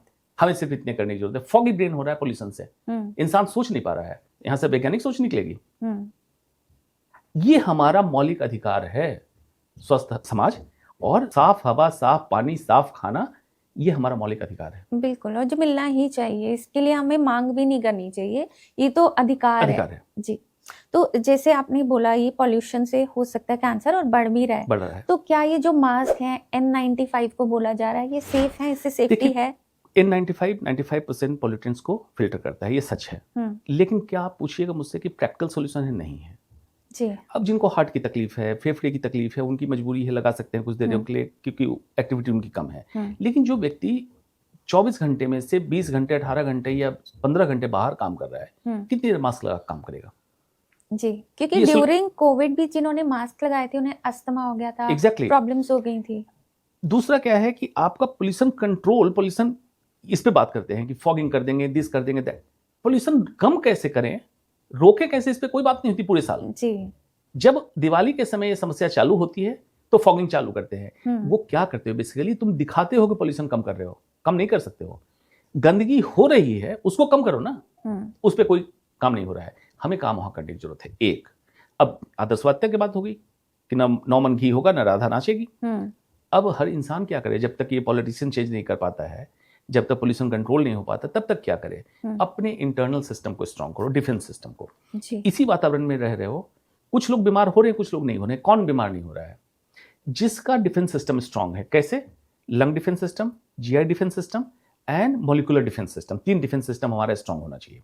लंग डिफेंस सिस्टम मतलब हम इनहेल पॉल्यूटेंट्स किए, बहुत सारे तरकीब भी है, गार्गल करें, जल नीति करें, डीप ब्रीदिंग करें घर आके, क्लीन करें सिस्टम को, और जो डीप पॉल्यूटेंट्स बैठ गया उसको मैक्रोफेज, एक सेल है हमारा, इंगल्फ करे और डिस्ट्रॉय करके फेंक दे। Number 1। GI defence system, high fibre food खाओ, जो पॉल्यूटेंट्स आपके गट में उतरा एब्जॉर्ब ना हो, फाइबर में लपेट के स्टूल के रास्ते बाहर चला जाए। एंड तीसरा molecular defence system, antioxidant, green leafy vegetables, seasonal खाओ और रीजनल खाओ, अपने क्षेत्र का खाओ, और जिस सीजन में सब्जियां आ रही, जिस सीजन में फल आ रहे हैं उसी समय खाओ, उसको खाओ, जिससे आपका एंटीऑक्सीडेंट बढ़ेगा, सेल के अंदर मॉलिक्यूलर हेल्थ इंप्रूव होगा और ये आपके पॉलिटिशियन से होने वाले साइड इफेक्ट को कम करेगा या बचा के रखेगा। आपको 3 चीजें करनी है। आउटडोर एक्टिविटी कम करें, इंडोर योग प्राणायाम की विधि को आप अपने जीवन में उतारें, जिसके कारण आपका ऑक्सीजनेशन लेवल डीप टिश्यू तक इंप्रूव हो। जी, इन चीजों को करने की जरूरत है। जी जी जी, इससे काफी हद तक हम क्योर कर सकते हैं और इजी है ये, तो एक लाइफस्टाइल अच्छा करेगा। बिल्कुल जी। तो पॉल्यूशन का भी हमने समझा सर। अब एक बड़ी बेसिक सी चीज है जिसमें मैं चाहूंगी आप बताएं कि हमारी जो हम मदर्स हैं, लेडीज हैं, किचन में क्या ऐसी 3 चीजें हैं जो हटाएं या रखें जिससे कैंसर को हम हटा सकें अपने किचन से? सारी माताओं को भी कहूंगा, माताओं से पहले पिताओं को कहूंगा, पुरुषों को कहूंगा कि जो किचन जाना बंद कर चुके हो, जाओ किचन। ऐसा नहीं है कि वो हमारी महिलाओं का ही, रसोई जाओ। जाने से क्या होगा, तुम रियलाइज करोगे कि किस तरह से महिलाएं हमारी रसोई मैनेज कर रही हैं, और रसोई की परिभाषा समझो और उसको आज ही से रसोई बदल दें। जितने दर्शक देख रहे हैं, मैं हर समय कहता हूँ 3 रसोई होती है, भगवान की रसोई, इंसान की रसोई, शैतान की रसोई। ओके। भगवान की रसोई प्रकृति प्रदत्त खाना, प्रकृति ने जो बना के दिया एज इट इज खा सकते हैं, फल फूल साग सब्जियां एज इट इज, ये आपको स्वस्थ रखता है। इंसान की रसोई शुद्ध भारतीय भोजन जो भारतीय रसोई में बन रहा हो, गरम गरम आप खा रहे हो, भारत की संस्कृति का हिस्सा रहा हो, वो खाओ। दाल रोटी सब्जी राजमा छोले जो भी आपका हिस्सा है, एक्वायर करते हैं, कुछ ये करते हैं, गरम बना के खाते हो, ये खाओ, शुद्ध भारतीय भोजन अच्छा है। शैतान की रसोई, अब यहाँ पे पुरुषों महिलाओं को घर में मिलके अभी काम करना चालू करना है। फ्रिज खोलो, जितने डब्बा बंद चीजें हैं लाल नीले पीले डब्बे में, इसका नोवा क्लासिफिकेशन ब्राजील का है, type 1, type 2, type 3, type 4 food. Type 3 and type 4 is processed and ultra processed food. Okay. इसको मैं कहता हूं शैतान की रसोई जी। इसको हटा दो। हर घर में सुबह ब्रेड ऑमलेट घुस गया। ब्रेड क्यों चाहिए? हमारी महिलाएं या हम पराठे रोटी बनाना भूल गए थे। थोड़ा सा आटा गूथो हो गया है, आटा गूथो बनाओ। कुछ लोग कह रहे हैं ब्रेड नुकसानदायक नहीं है, चलो साइंटिफिक डिबेट कर लेते हैं, ब्रेड बनता कैसे है और ब्रेड खाने के बाद शरीर के अंदर मॉलिक्यूल में होता क्या है। ओके। नुकसानदायक है, हटा दो। प्लास्टिक किचन से हटा दो, शैतान की रसोई। डब्बा बंद आटा, रिफाइंड शुगर, सॉल्ट, ऑयल, जो भी रिफाइंड के नाम से आ रहे हैं हटा दो किचन से। नॉन स्टिक के बर्तन हटा दो किचन से। एज इट इज तांबे के बर्तन, पीतल के बर्तन, लोहे के बर्तन दोबारा ले आओ घर में, एल्युमिनियम मत लाओ। माइक्रोवेव का इस्तेमाल आप कम कर लें, बहुत कुछ हो तो गर्म करने के लिए कभी कर लें, कुकिंग के लिए ना करें। इन चीज़ों को कर लें। रॉक सॉल्ट का आ गया फैशन, आयोडीन का भी चला था बीच में बहुत ज़्यादा बाजारवाद। तो बैक टू बेसिक्स, जिस जीन से डिसेंड हुए हैं, हर इंसान को क्या सोचना है कि हमारे पूर्वज कौन थे। आपका उद्गम बिहार, केरल, दोनों एक नहीं होगा ना। तो उस जीन को पकड़ो और देखो कि आपने क्या खाया, आपके पूर्वजों ने क्या खाया। चावल खाया था या कोकोनट खाया था, मसूर खाया था, छोले खाया था, उसको वापस अपने किचन में ले आओ जी। अब आपको लग रहा होगा कि अरे यार इतना कठिन बता रहे हैं डॉक्टर साहब, तो संभव नहीं है। बिल्कुल संभव है। पैक फूड अब मैंने कहा हटा दो, सामान कहाँ से आएगा आपका? यहीं से 100 किलोमीटर के विरुद्ध अपना नजरिया बढ़ाइए। उत्तर प्रदेश, उत्तराखंड, हरियाणा, इधर जाइए, किसान खेती कर रहे हैं, direct procurement from the farm. Okay. 10 family society वाले जुड़े, जो भी एरिया आपका है, उत्तर प्रदेश के हैं, उत्तराखंड के हैं, हरियाणा के हैं, आप वहाँ जाएं, बात करें किसानों से कि तुम इंसेक्टिसाइड फर्टिलाइजर का इस्तेमाल ना करो, हमारे लिए खेती करो। ये चीज़ें हमें चाहिए 10 फैमिली को। पूरे साल में शायद एक बार आपको जाना पड़ेगा। आप 10 के लिए ले आए, नेक्स्ट टाइम दूसरी फैमिली के 10 के लिए आई, आपका पिकनिक हो गया, सामान मिल गया 10 फैमिली के लिए। चावल, दाल, गेहूँ, दलहन, तिलहन सब आपने ले लिया, स्टोर कर लिया, घर में एक सौहार्द का माहौल हुआ। अब बात क्या करते हैं? इंस्टा पे बैठे रहते हैं, व्हाट्सएप पे बैठते हैं, फेसबुक बैठे रहते हैं। चले जाओ यार परिवार के साथ। लेकिन सर जो वेजिटेबल्स हैं वो तो हमें ऑन डेली बेसिस चाहिए। आ रहा हूँ। हाँ। ये हो गया, इसको कहते हैं नॉन पेरिशेबल आइटम, मतलब जो आप पूरे साल के लिए कर सकते हैं। अब आ जाइए पेरिशेबल आइटम। यही मैंने खेती कराई, जब मैंने यमुना खादर की सब्जियों को बताया, जहरीली, लोगों ने पूछा समाधान क्या है। इसी हाईवे पे नोएडा की तरफ मैंने खेती करवाई और सीधा खेत से करके कॉन्सेप्ट आया। आप लोग मिल लें, यहीं फार्मर से जुड़ लें, व्हाट्सएप पे एक दिन पहले ग्रुप बना लें, आ जाए। कल 1 किलो तोरी आपके घर में चाहिए, आधी किलो भिंडी चाहिए। सुबह आपको जगने से पहले थैला आपके दरवाजे पे लगा मिलता है, directly from farm. Okay. Solution है, थोड़ा सा कम्युनिटी पार्टिसिपेशन करो। इतना तो कोई भी व्यस्त नहीं, मैं जानता हूं, मैं ऑपरेशन करते हुए अगर कुछ कर रहा हूं तो सबके पास समय है, करो। एक्टिव पार्टिसिपेशन से आपका सेरोटोनिन डोपामिन दोनों रिलीज होता है, आप सच में आनंद की स्थिति में रहोगे। अदरवाइज इंसान आज शॉर्टकट ढूंढने के चक्कर में, पैक्ड फूड ढूंढने के चक्कर में आलसी हो गया है, कुछ नहीं करना चाहता। एक उसके बाद मैं कहता हूँ balcony farming and community farming, ये तो अलग हो गया। तो बालकनी फार्मिंग में क्या है, जो आपने गमले लगा रखे उसमें कोकोआ पीट, नीम की खली और थोड़ा सा मिट्टी, इसका कॉम्पोजिशन जो सीखना चाहे मैं समझा दूंगा, आपके पॉडकास्ट पे लिखें, कमेंट करें, मैं समझा दूंगा। बालकनी में एक न्यूक्लियर फैमिली, आज दिल्ली एनसीआर में रहने वाले बस क्या है, पति पत्नी बच्चे जी, इतनी सब्जियां आप उगा सकते हैं, डेली निकाल सकते हैं, और पतिदेव अगर देर तक सोते रहते हैं तो एक बहाना भी मिल जाएगा जगने का कि भाई जरा 2 पालक तोड़ दो, 2 धनिया तोड़ लो। ये कम्युनिटी फार्मिंग, सोसाइटी में रहते हैं, बड़ा सा पार्क है, बेकार पड़ा हुआ बंजर, कुछ फैमिली जुड़ी है जिनको इंटरेस्ट है एग्रीकल्चर में, किनारे क्यारी बनाइए, कुछ सब्जियां उगा दीजिए, कुछ साग उगा दीजिए। अभी विंटर का सीजन है, मूली, गाजर, धनिया, अलग अलग किस्म की सब्जियां आएंगी सीजनल, सब लोग मिलकर खेती कीजिए और सब लोग देखिए कम्युनिटी पार्टिसिपेशन कीजिएगा, लोगों का सौहार्द बढ़ेगा जी। तो इन चीज़ों को करने की जरूरत है। थोड़ा ये है, स्वस्थ रहना है, जिंदा दिल भी रहना है और लोगों को मिला के भी रखना है, इससे अच्छी कोई चीज़ नहीं हो सकती। बिल्कुल सर, जैसे प्लास्टिक से भी हमें पता चल रहा है कि प्लास्टिक बॉटल्स यूज़ करने से या प्लास्टिक बॉक्सेस यूज़ करने से कैंसर रिस्क बढ़ रहा है, तो इसको हम किस चीज़ में कन्वर्ट करें कि ये रिस्क खत्म हो जाए? बिल्कुल, प्लास्टिक से कैंसर रिस्क बढ़ रहा है। न्यूयॉर्क टाइम्स का रिसर्च पब्लिश हुआ था, human stomach has become ocean of microplastics. पेट में इतने समुद्र है माइक्रोप्लास्टिक्स का। फिर नैनो प्लास्टिक पे रिसर्च आया, इससे अनेकों बीमारियां हो रही हैं। आज देखिए दिल्ली में थायराइड की समस्या महिलाओं में कॉमन हो गई, इनफर्टिलिटी सेंटर बढ़ गए, बांझपन की समस्या सब प्लास्टिक है, और लंबे समय के बाद कैंसर की संभावना ये भी हुआ, एंडोक्राइन डिसरप्टर भी है और कैंसर फॉर्मिंग भी है। अब इसको रिप्लेस करने, क्या प्लास्टिक जब नहीं था तो इंसान का जीवन नहीं था? बहुत अच्छा। प्लास्टिक का इन्वेंशन जब हुआ तो उसके इन्वेटर ने कहा था ये न जलेगा, ना सड़ेगा, ना गलेगा। तो लोगों को लगा चमत्कार, इंडस्ट्री के लिए बनाया था, हमारे लिए नहीं बनाया था। अब लोगों को लगता है कैसे होगा, यूएन ने काफ़ी कोशिश की है, कर भी रहे हैं। जर्मनी काफ़ी हद तक आगे बढ़ चुका है नो प्लास्टिक कंट्री के लिए। हम लोग व्यक्तिगत तौर पे तो अभी चालू करें, कम्युनिटी के जो सीईओ हैं, मैनेजर हैं, अपने ऑफिसेज में प्लास्टिक बैन कर दें। क्या है, सिंपली एक प्लेट, पीतल की या किसी भी मेटल की प्लेट, एक ग्लास और एक चम्मच अपने बैग में रखना चालू कर दें। चाहे तो मेरा बैग देख लें, समझ जाएंगे, छोटा सा होता है। अच्छा, हर लेडीज हर जेंट्स, लेडीज जेंट्स का उससे कोई लेना नहीं है। उससे क्या होगा, आप कहीं भी खाना खाने बैठते हैं प्लास्टिक के पेपर में, प्लेट में प्लास्टिक का सेल्फ कवर खत्म हो गया। ग्लास चाय पीने के लिए उसके अंदर माइक्रोप्लास्टिक कोटिंग थी, चीनी मिलाने के लिए आपको स्ट्रॉ दिए गए प्लास्टिक, आपने ग्लास में चाय ले ली, चम्मच से चीनी मिला ली, धो के रख लिया। पानी पीने के लिए प्लास्टिक बॉटल नहीं थी, अपनी ग्लास में पानी लिया या अपना बॉटल लेके चलते हैं। ये छोटे सा बदलाव कर लिया। फिर क्या हुआ, गाड़ी में प्लास्टिक बॉटल खरीदते थे, आधा पानी पीते थे, आधा छोड़ देते थे, उसमें और हीट होने के बाद प्लास्टिक के तत्व ज़्यादा लीच हुए। ये खत्म हो गया क्योंकि अब अपना प्लास्टिक का या मेटल का या कांच का बॉटल लेकर आप चल रहे हैं। ये छोटे छोटे बदलाव आपने किए। जिस दिन आपने सोच लिया कि प्लास्टिक एटलीस्ट व्यक्तिगत स्तर पर मैं अपने जीवन से निकाल दूंगा, तो पूरे महीने में अंदाजा लगेगा कि हम कितना प्लास्टिक का बेतरतीब इस्तेमाल कर रहे थे, ये बंद हो गया। आपको इस पे स्वास्थ्य पे असर भी दिखेगा। इस पहल को अभी शुरू कर दें, जो आपने कहा शैतान की रसोई में ये सब बदलाव आपने शुरू किया, इम्प्लीमेंट करना चालू कर दिया। और स्टील भी आपने मना किया? स्टील मना नहीं किया, एल्यूमिनियम मना किया। एल्यूमिनियम हाइड्रोक्साइड, बॉक्साइट होता है उसमें, ये बच्चों में मेंटल रिटार्डेशन कराता है। अच्छा, स्टील नहीं मना किया, स्टील इनर्ट है। ओके, तो सर जैसे बर्न फूड होते हैं, तंदूरी फूड, बीबीक्यू में आजकल तंदूर का फैशन है, तो ये भी कैंसर रिस्क बढ़ाता है?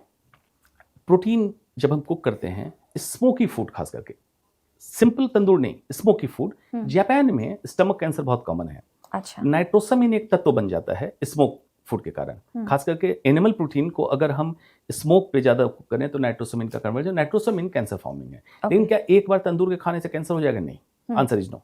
आपको अगर तंदूर का फूड खा रहे हैं तो ग्रीन सलाद साथ में ज्यादा खाएं। अच्छा, ताकि थोड़ा बहुत भी बाई प्रोडक्ट नाइट्रोसामिन बन रहा है तो उसमें रैप अप होके निकल जाए, number 1। Number 2, smoked food avoid करें। एक बारबेक्यू फूड या तंदूर फूड प्रॉपर तंदूर किया हुआ है, प्रॉपर हीट पे, वो इतना नुकसानदायक नहीं है जितना कि स्मोक के ऊपर जो कुक करते हैं स्मोकी टेस्ट के लिए, उसको अवॉइड करें, वो सेफ नहीं है। तो जो कोयले पे बनता है वो नॉर्मल तंदूर है। नॉर्मल तंदूर है, तो वो सेफ है, सेफर देन स्मोकी फूड। लेकिन कहेगा 100% सेफ है तो 100% सेफ नहीं है। इसलिए मैंने बताया सलाद का इस्तेमाल जरूर करें अगर तंदूर का फूड ले रहे हैं तो। जी सर, जैसे पॉल्यूशन की बात कर रहे थे अभी, तो पॉल्यूशन ज्यादा डेंजरस है कैंसर के लिए या स्मोकिंग? देखिए, आपने कहा कि ये बताएं कौन सा जहर ज़्यादा खतरनाक है। मरना दोनों से है जी। अगर कंपेयर ही करना है तो मैं कहूँगा पोल्यूशन। अच्छा, स्मोकिंग से ज़्यादा डेंजरस। इसको कैलकुलेशन के तौर पे एक आंकड़े के हिसाब से समझ लीजिए कि दिल्ली में रहने वाला व्यक्ति जो आउटडोर एक्टिविटी कर रहा है, एक दिन में, जो सिगरेट नहीं पीता उनकी बात कर रहा हूँ, एक दिन में लगभग 25 सिगरेट के बराबर उसका पोल्यूशन का एक्सपोजर है। ओह गॉड। नंबर 1। नंबर 2, स्मोकिंग में लगभग 3200 केमिकल का पता है कि ये होते हैं, जिसमें 70 केमिकल कैंसर फॉर्मिंग है अभी तक के रिसर्च से। पोल्यूशन का हाल ये है कि कितने कैंसर फॉर्मिंग केमिकल हैं ये जो अभी पता है, इसके अलावा कितने नहीं पता हैं वो अनगिनत है जी। हेड टू हेड कंपेयर करने में पोल्यूशन ज्यादा खतरनाक है, इसीलिए मैं कहता हूं ये पब्लिक हेल्थ हजार्ड है। स्मोकिंग तो कह सकते हैं इंडिविजुअल रिस्पॉन्सिबिलिटी, इंसान बाय चॉइस चाहे ना चाहे, इसमें क्या करे।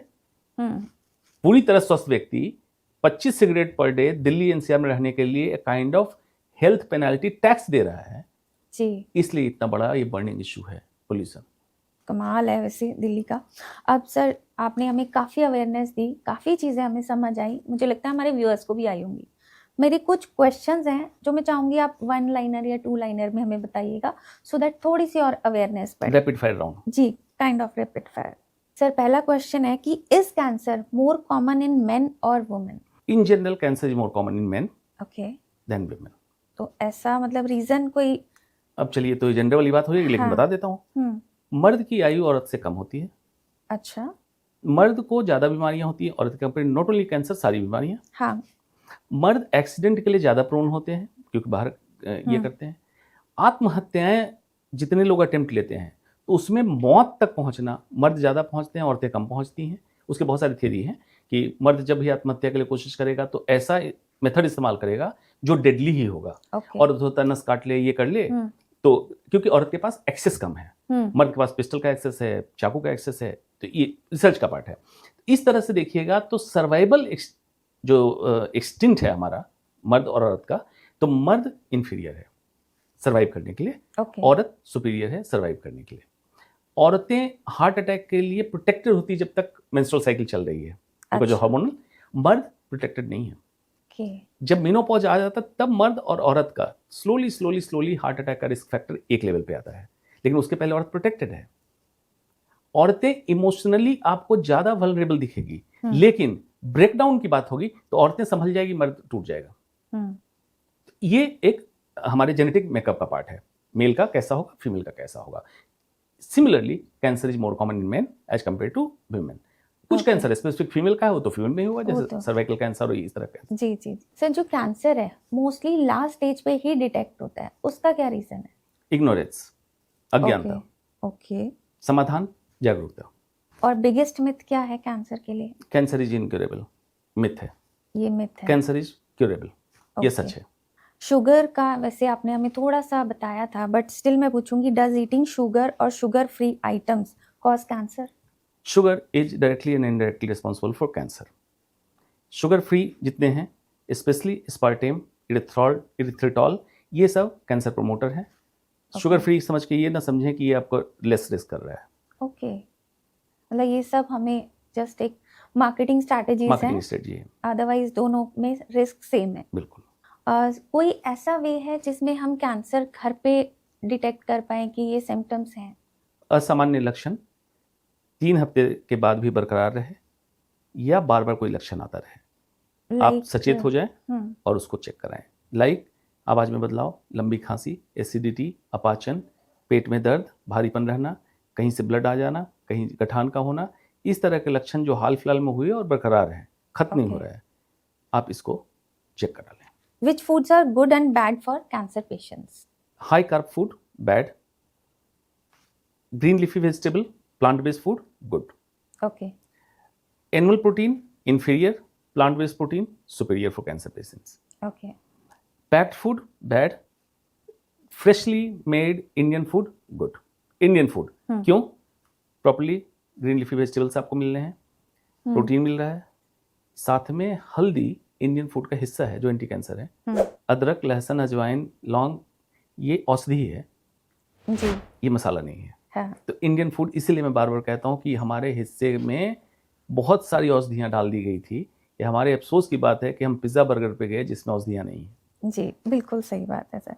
एक सर ये कहा जाता है कि रेड मीट, जो लोग नॉन वेजिटेरियन है, उसकी वजह से भी कैंसर जल्दी बढ़ता है। रेड मीट का बिल्कुल एस्टेब्लिश है कि रेड मीट बहुत लंबे समय इस्तेमाल के बाद कोलोन कैंसर, प्रोस्टेट कैंसर को बढ़ाता है। अच्छा। इसीलिए मैंने बोला था कि कब्जियत जिनमें होती है उसमें कोलोन कैंसर ज़्यादा होता है। रेड मीट खाते हैं, लिमिटेड खाएं, नंबर 1। फ्रेश खाएं। जो प्रोसेस्ड क्या वो बना के भेजते हैं, वो कुछ पैक्ड जैसा फ्रोजन सीख कबाब टाइप का, उस तरह का आइटम न लें। प्रोसेस्ड रेड मीट और भी खराब है कि उसमें कैंसर फॉर्मिंग एजेंट पहले से तैयार होकर पैक है आपके लिए, तो उसको ना लें। रेड मीट का इस्तेमाल कम करें या ना करें तो ग्रीन लीफी सलाद, वेजिटेबल का इस्तेमाल साथ में जरूर करें। सर किचन में जो एक कई बार आज दिल्ली एनसीआर है, बहुत कॉस्टली प्रॉपर्टीज है और किचन छोटी छोटी है, तो कई बार एयर वेंटिलेशन नहीं होता प्रॉपर, तो उससे भी लंग कैंसर हो सकता है। बिल्कुल, किसी भी तरह का ट्रैप्ड धुआं हो, जैसे लोग समझते हैं कि मैं पूजा पाठ के खिलाफ बोल देता हूँ, लोग छोटे से पूजा घर में धूप बत्ती जला के घंटों बैठे रहते हैं, फेफड़े का कैंसर कराता है। मेरे पास अनगिनत ऐसी एल्डरली महिलाएं, वृद्ध महिलाएं 65-70 साल की आई जिन्होंने लाइफ टाइम कभी स्मोकिंग नहीं की, सात्विक जीवन जीते। उनके बेटे का यही कहना था। मैंने उनसे ही बात की, माता जी पूजा तो करती हूँ? बोला हाँ पूजा 4-4 घंटे सर, धूप जला के, हाँ धूप बत्ती जला के। यहीं जाइए पूर्वी दिल्ली में गाड़ी के पुराने मोबिल ऑयल से धूप बत्ती बनाई जा रही है। अच्छा। जो आप डिस्कार्ड करते हैं वर्कशॉप में। जब भी मैं कुछ कहता हूँ पहले तहकीकात करता हूँ, जाके देखता हूँ कैसे बना रहे हैं। वो कार्बन फ्यूम्स आपके फेफड़े का कैंसर करा रहा है, यूरिनरी ब्लडर कैंसर करा रहा है, ल्यूकेमिया मतलब ब्लड कैंसर करा रहा है। सिमिलरली किचन अगर वेंटिलेटेड नहीं है तो जो फ्यूम्स जमा हो रहे हैं वो डिपॉजिट हो रहे हैं आपके पास, आप उसी को इनहेल कर रहे हैं। इसलिए कुछ भी ना समझ में, कितना भी छोटा किचन हो, एक एग्जॉस्ट फैन लगाएं या normal pedestal fan opposite direction में करके, ताकि किचन का फ्यूम बाहर वेंटिलेट हो जाए। इसका पूरा इंतजाम करें। ये छोटी चीज है, ये मैं नहीं कह सकता हूँ जगह रिस्ट्रिक्टेड है तो आप लाइफ टाइम किचन में रहने वाली, छोटे से बदलाव करना उचित है। सर जो ये गैस स्टोव जो होते हैं, इनकी जो फ्यूम्स होते हैं उसमें भी प्रॉब्लम आती है? बहुत कम इसमें कार्बन एमिशन होता है, जो नॉर्मल हमारा पीएनजी एलपीजी गैस है, लेकिन है तो इसके एग्जॉस्ट में इतने कार्बन एमिशन बहुत कम होते हैं। नॉर्मल एग्जॉस्ट लगाएंगे ये न्यूट्रलाइज हो जाएगा, ये आपके लिए हार्मफुल नहीं है। ओके। एंड एक आती है एयर प्यूरिफायर्स, आजकल लोगों ने घर में लगाया हुआ है, बट क्या उससे वो सेफ्टी है? क्योंकि हम घर में तो नहीं बैठे रह सकते। नहीं, एयर प्यूरिफायर के बहुत मिक्स रिजल्ट आया। पहले आया कि इससे फायदा है, लेकिन क्या हम इंडियंस उस एयर प्यूरिफायर्स के फिल्टर या सर्विसिंग को इतने कर लेते हैं as per recommendation? Answer is no. तो वो ट्रैप्ड फिल्टर में और ज़्यादा आपके पॉल्यूटेंट्स जमा हैं। प्लेसिबो, साइकोलॉजिकली आपको लगता है आपके घर में एयर प्यूरिफायर है तो आपको कोई रिस्क नहीं है। इससे बेहतर तरीका घर का ये है, सुबह होते हर खिड़की दरवाजे को खोल दें जहाँ से वेंटिलेशन की संभावना है। ओके। अगर ठंड का मौसम नहीं है, चला सकते हैं वेंटिलेशन, थोड़ा फैन चला दें, घर वेंटिलेट हो जाए। दूसरा, जो प्यूरिफाइंग प्लांट्स मानते हैं, money plant, snake plant, lemon grass, इस तरह जो इंडोर पौधे हैं उसको घर में जहाँ तहाँ लगा दें। ये आपके पॉल्यूटेंट्स को बहुत हद तक न्यूट्रलाइज करता है। प्रॉपर मॉपिंग घर की जरूर होनी चाहिए, सिर्फ झाड़ू ना लगाएं। प्रॉपर मॉपिंग से क्या होता है कि आपके जो शूट होते हैं, पॉल्यूटेंट्स होते हैं सरफेस पे जमा, ये आपके डस्टिंग मॉपिंग में इंट्रैप होकर निकल जाते हैं, तो आपका एक्सपोजर कम हो गया। तो घर के सारे सदस्य जगह उसके पहले ये सारा काम करा दें ताकि उनका एक्सपोजर कम रहे। जो कैंसर है, अभी आपने बताया बहुत सारे होते हैं, सबसे डेंजरस कौन सा होता है जो क्योर नहीं हो सकता, और कौन से ऐसे कैंसर हैं जो क्योर हो सकते हैं? ऑलमोस्ट सारे कैंसर क्यूरेबल हैं, लेकिन टॉप पे कहेंगे कौन कौन से कैंसर हैं जो इस पे बिल्कुल कंट्रोल कर लिया गया है। माउथ कैंसर, थ्रोट कैंसर, स्तन का कैंसर जिसको ब्रेस्ट कैंसर कहते हैं, कोलोन का कैंसर मतलब बड़ी आंत का कैंसर, इस तरह से एक प्रोस्टेट कैंसर पुरुषों में होता है, बिल्कुल क्यूरेबल है। जो कैंसर अभी भी कंट्रोल में नहीं आ रहा है उसके पीछे वजह दो ही, या तो बहुत तेजी से ग्रो कर रहा है या लक्षण नहीं दे रहा है इसलिए डिटेक्ट नहीं हो रहा है। उसमें पहला है लंग कैंसर, या तो देर से पता चलता है या बहुत तेजी से ग्रो कर जाता है। पित्त की थैली का कैंसर, गॉल ब्लैडर कैंसर, देर से पता चलता है या एडवांस स्टेज में डिटेक्ट होता है। ये सब कैंसर अभी भी, अगर इसकी भी पकड़ हम शुरू में करने लग गए तो ये भी क्यूरेबल कैंसर की तरह हो जाएगा, और जो पकड़ में आता है वो क्योर हो भी जाता है। और जो ब्लड कैंसर होता है क्योरेबल है? ब्लड कैंसर के कई टाइप हैं। AML एक टाइप है, एक्यूट माइलोसिटिक ल्यूकेमिया, उसमें क्योर रेट थोड़ा कम है, बाकी में क्योर रेट काफी अच्छा है। एक ब्लड कैंसर है CLL/SLL, स्मॉल लिम्फोसिटिक ल्यूकेमिया बोलते हैं। ये कैंसर ऐसा है जिसमें हम इलाज ही नहीं देते हैं। अच्छा। कहते हैं ऑब्जर्वेशन में रहो, कुछ सर्टेन पैरामीटर्स अगर नॉर्मल होंगे तो इलाज की जरूरत होगी, अन्यथा जरूरत नहीं होगी। तो सोच लिए वो कैंसर है ही नहीं प्रैक्टिकली। इसलिए ब्लड कैंसर से डरने की जरूरत नहीं है। कौन सा टाइप है आपका ऑन्कोलॉजिस्ट डिसाइड करेगा और फिर आपका ट्रीटमेंट करेगा। ओके एक सर आपसे कोई आपका ऐसा कोई पेशेंट आया हो जो एक आपके लिए भी यादगार है कि मैंने उसको ट्रीट किया था और सबसे डिफिकल्ट आपकी जर्नी में रहा हो प्रोसीजर वो करना? देखिए हर मरीज मेरे लिए नया रहता है, तो उसको ऐसे देखता हूँ, हर पूरी तन्मयता से करता हूँ इलाज उसका। कुछ बातें याद रह जाती हैं। ये वाक्य मैं ये सुनाना चाहूँगा कि जिसमें विज्ञान भी है, शायद अध्यात्म भी है, शायद कुछ ऐसी चीज़ें हैं जो कि डॉक्टर आज भी मैं डिकोड नहीं कर पाया हूँ। जैसा मैंने बताया, MS सर्जरी करके मैं अहमदाबाद गया MCH करने, तो मेरी लैंग्वेज प्रॉब्लम, कल्चर प्रॉब्लम, मैं हिंदी स्पीकिंग था, वहाँ गुजरात की लैंग्वेज थी, लेकिन मैं बहुत ही ज़्यादा पैशनेट था कैंसर ब्रांच के लिए। तो मैं पूरे समय चाहता था वार्ड में रहूँ, वार्ड में रहता भी था मरीजों के बीच में। एक मरीज मेरा था, प्रद्युम्न भाई नाम था, पोरबंदर, ओखा पोरबंदर गुजरात में जगह, वहाँ से आया था। पैंक्रियाज के कैंसर का ऑपरेशन हुआ और उसका केस इन्फेक्ट हो गया और कोमा में चला गया। अच्छा। तो उस समय के उपलब्ध रिसोर्सेज के हिसाब से लग रहा था कि मरीज नहीं बच पाएगा। तो हमारी टीम में जो सीनियर लोग थे, मैं सबसे जूनियर था, तो उनका कहना था कि इनकी छुट्टी कर दो और घर पे सेवा करने का हो। तो समझा के जाते थे। बाद में मैं अलग से जाता था, मरीज की वाइफ को मैं समझाता था कि यहीं बैठो और सेवा करो, और मैं दवाइयाँ कर लाऊंगा, मैं पट्टी करूँगा, मैं भी सेवा करूँगा, तुम घर मत ले जाओ। ओके। लेकिन उसका मोटिवेशन क्या है? तो मैंने कहा ऐसा करो, तुम ओम नमः शिवाय बोलना। अगर आप पूछिएगा आपके मेडिकल की किताब में लिखा हुआ था तो नहीं। क्या मैं इतना बड़ा धार्मिक व्यक्ति था, मुझे पता था कि ओम नमः शिवाय बोलने से ठीक हो जाएगा? नहीं। सिर्फ एक मरीज को समझाने के लिए कि उसके पास एक वजह होनी चाहिए कि मैं बैठ के ओम नमः शिवाय बोलूंगी, इलाज को। चलता रहा, रोज यही कहानी होती थी, लोग समझाते थे घर ले जाओ, मैं अलग से जाके समझाता था यहीं रुको। अच्छा। 40 दिन के बाद वार्ड से नर्स का फोन आता है कि अंशुमान भाई, वहाँ बोलने का तरीका है भाई बोल के गुजरात में, हाँ। अंशुमान भाई, प्रद्युम्न भाई बुला रहा है तुम्हें। तो मैंने कहा प्रद्युम्न भाई तो कोमा में, उनकी वाइफ बुला रही होंगी। तो बोला नहीं, प्रद्युम्न भाई कोमा से वापस आ गया है, तुम्हें बुला रहा है। मैं गया दौड़ा दौड़ा, प्रद्युम्न भाई ने हाथ पकड़ा, बोला कि मैं तुम्हारे कारण जिंदा हूँ, मैं सच बता रहा हूँ, मैं कोई क्रेडिट नहीं ले रहा हूँ। मरीज के वर्जन, क्योंकि अब मैं बता नहीं सकता हूँ, उनकी मिसेज जीवित हैं अभी और बेटा भी जीवित है, मेरे संपर्क में सुन रहा होगा पॉडकास्ट तो समझेगा कि इसमें कितनी सच्चाई है।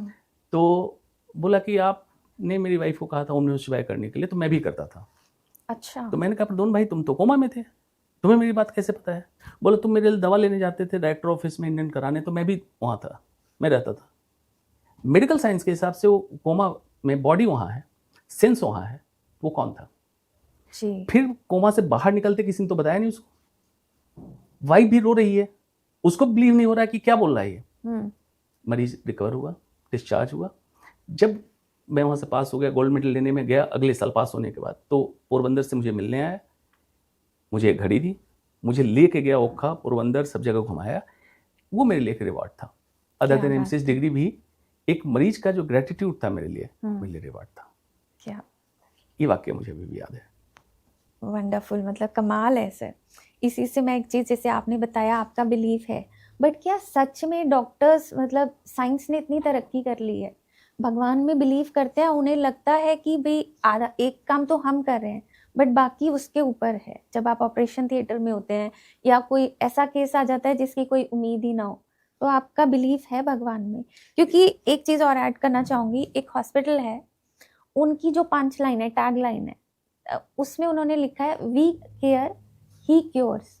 तो मुझे लगा कि नहीं, साइंस आज भी कहीं ना कहीं भगवान पे बिलीव करती है। ये हमारे मेडिकल का ही टैगलाइन है, किसी हॉस्पिटल का नहीं है। नहीं, एक हॉस्पिटल का है। हाँ, लोग लिखते हैं, मेडिकल कोई भी हॉस्पिटल लिख सकता है, ये मेडिकल का हमारा टैगलाइन है। अच्छा। लेकिन इसके लिए जरूरी है ये समझना कि भगवान है कौन या भगवान क्या है। भगवान का इस्तेमाल पंचिंग बैग की तरह होने लगा है। जब कुछ न समझ में आए तो भगवान, अच्छा किया तो भगवान, बुरा किया तो इंसान। अगर ये भगवान है तो भगवान नहीं है। अगर भगवान कहीं और है, कुछ और है, जिस पे चर्चा हो सकती है, एक पॉडकास्ट हम रख सकते हैं कि भगवान है क्या। लेकिन सर, सॉरी टू इंटरप्ट, मुझे लगता है कलयुग में ये होने लग गया है कि अच्छा किया तो इंसान, बुरा किया तो भगवान, आपने क्या कर दिया। तो बताया ना, पंचिंग बैग। हाँ। मतलब जब ना समझ में आए तो भगवान बोल लो। अगर अस्पताल जनरली ये करे कि भगवान है, बिलीव कर रहा है, तो पहला काम करेगा अस्पताल बेईमानी बंद कर देगा। तो मानेगा कि there is some super power अच्छा, सुपर पावर है या फॉर दैट मैटर पावर ही है, इस पे कोई डिनाई नहीं कर सकता है। अनगिनत समय लोग मुझसे पूछते हैं आप इतनी अच्छी कैंसर सर्जरी करते हैं तो कैसे करते हैं, तो एक्चुअली इसका जवाब मुझे नहीं मालूम है, इसलिए मैं उसको बोल देता हूं कि मैं नहीं करता हूं, कोई और करता हाथ मेरा दिखता होगा। और उसमें गालिब का एक शेर मैं हर समय बोलता हूँ। गालिब से एक बार पूछा गया कि आप इतना अच्छा लिखते हैं, ये टॉपिक कहाँ से दिमाग में, कैसे लिखते हो? तो गालिब ने कहा था, परसियन में है, मैं हिंदी फिर समझाऊंगा। आते हैं गैब से मजामी ख्याल में, गालिब शरीरे खामा नवाए सरों से। गैब, गायब जहां से वर्ड निकला कि गायब क्या बोलते, कोई सामान गायब हो गया, सामान तो था, अभी भी कहीं होगा, मुझे नहीं मिल रहा है, तो कोई ऐसी जगह है कहीं गैब। आते हैं गैब से मजामी, मजामी मतलब टॉपिक, ख्याल में, गालिब शरीरे खामा नवाए सरों से। खट्टे कलम से जो मैं लिख रहा हूँ, इसकी चुट चुट की आवाज आ रही है, वो मैसेंजर की आवाज है, वही लिख रहा है, मैं नहीं लिख रहा हूँ। तो मैं सिमिलरली कर रहा हूँ, जो कॉटरी या रोबो से जो मैं ऑपरेट कर रहा हूँ, जो वहाँ चल रहा है, आवाज उसी की है, वही ऑपरेट कर रहा है, मैं नहीं कर रहा हूँ। ये मेरा हाथ देख रहे हो तुम जी। क्यों? सच ये है कि मुझे पता नहीं है कि इसका जवाब क्या है, कि मैं ऐसी सर्जरी कहाँ से करता हूँ। अगर सब कुछ यही पता हो जाता तो मैं ये नहीं कर रहा होता।